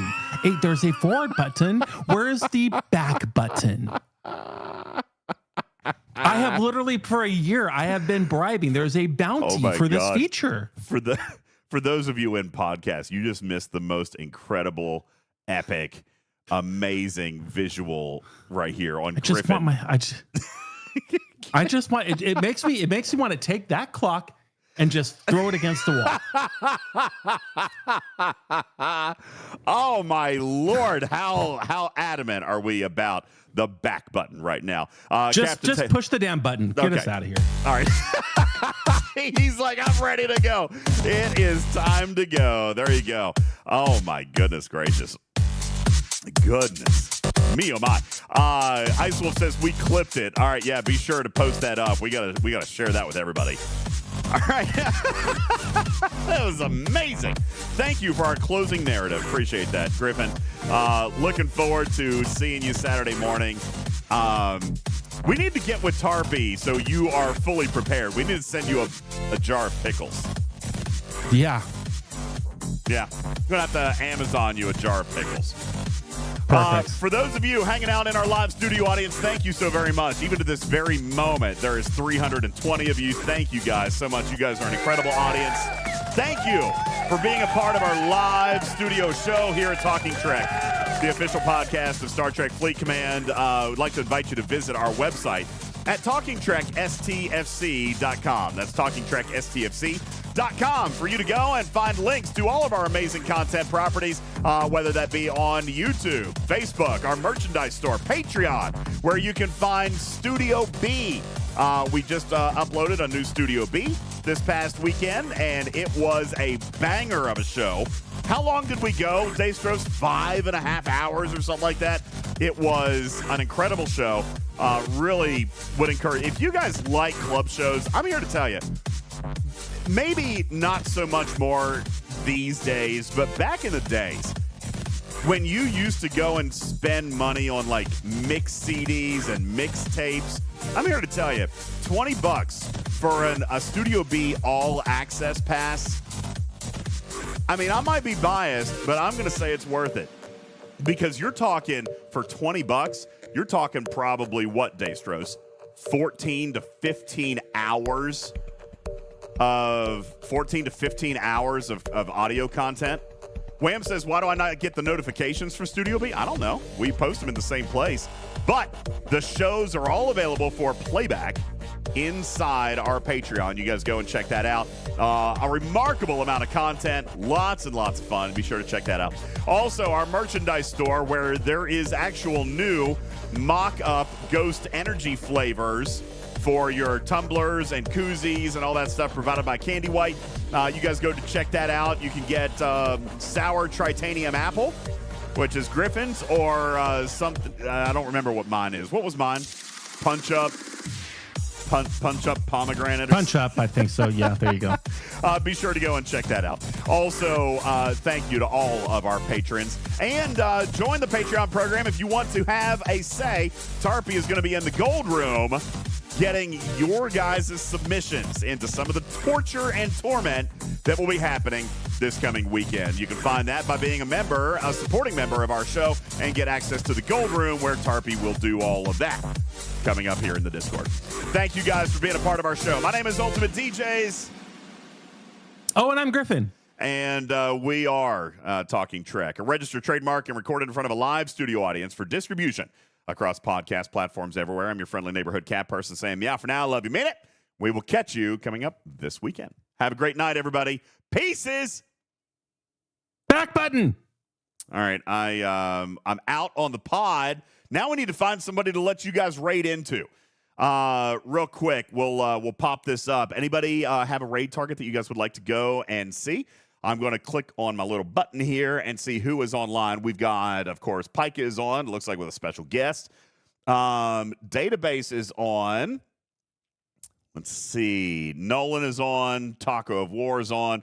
Itari is on. Itari is on playing Star Trek Fleet Command as an Ops 22. Cree is on. Ooh, we haven't rated Cree in a long time. Oh, Cree's not playing Star Trek. She's playing Dragon's Dogma. Short says, I'm going to go watch Smoke. What is that? Bet you they have narrative back buttons in Dragon's Dogma. Maybe you want to go find out? Yeah. Let's see what it is. There's not, but you can just repeatedly talk to the person you want to talk to go through the story again. There you go. There you go. All right. We're going to go say hi to Cree. Thank you guys very much. Appreciate you guys. You guys have a wonderful night, and we'll look forward to seeing you this coming weekend for our big 24-hour potential streamers paradise funsies. That's what it should be called. The Streamer's Paradise. You guys it should be in quotes. It should be quoted. Good night, everybody. We'll see you next time.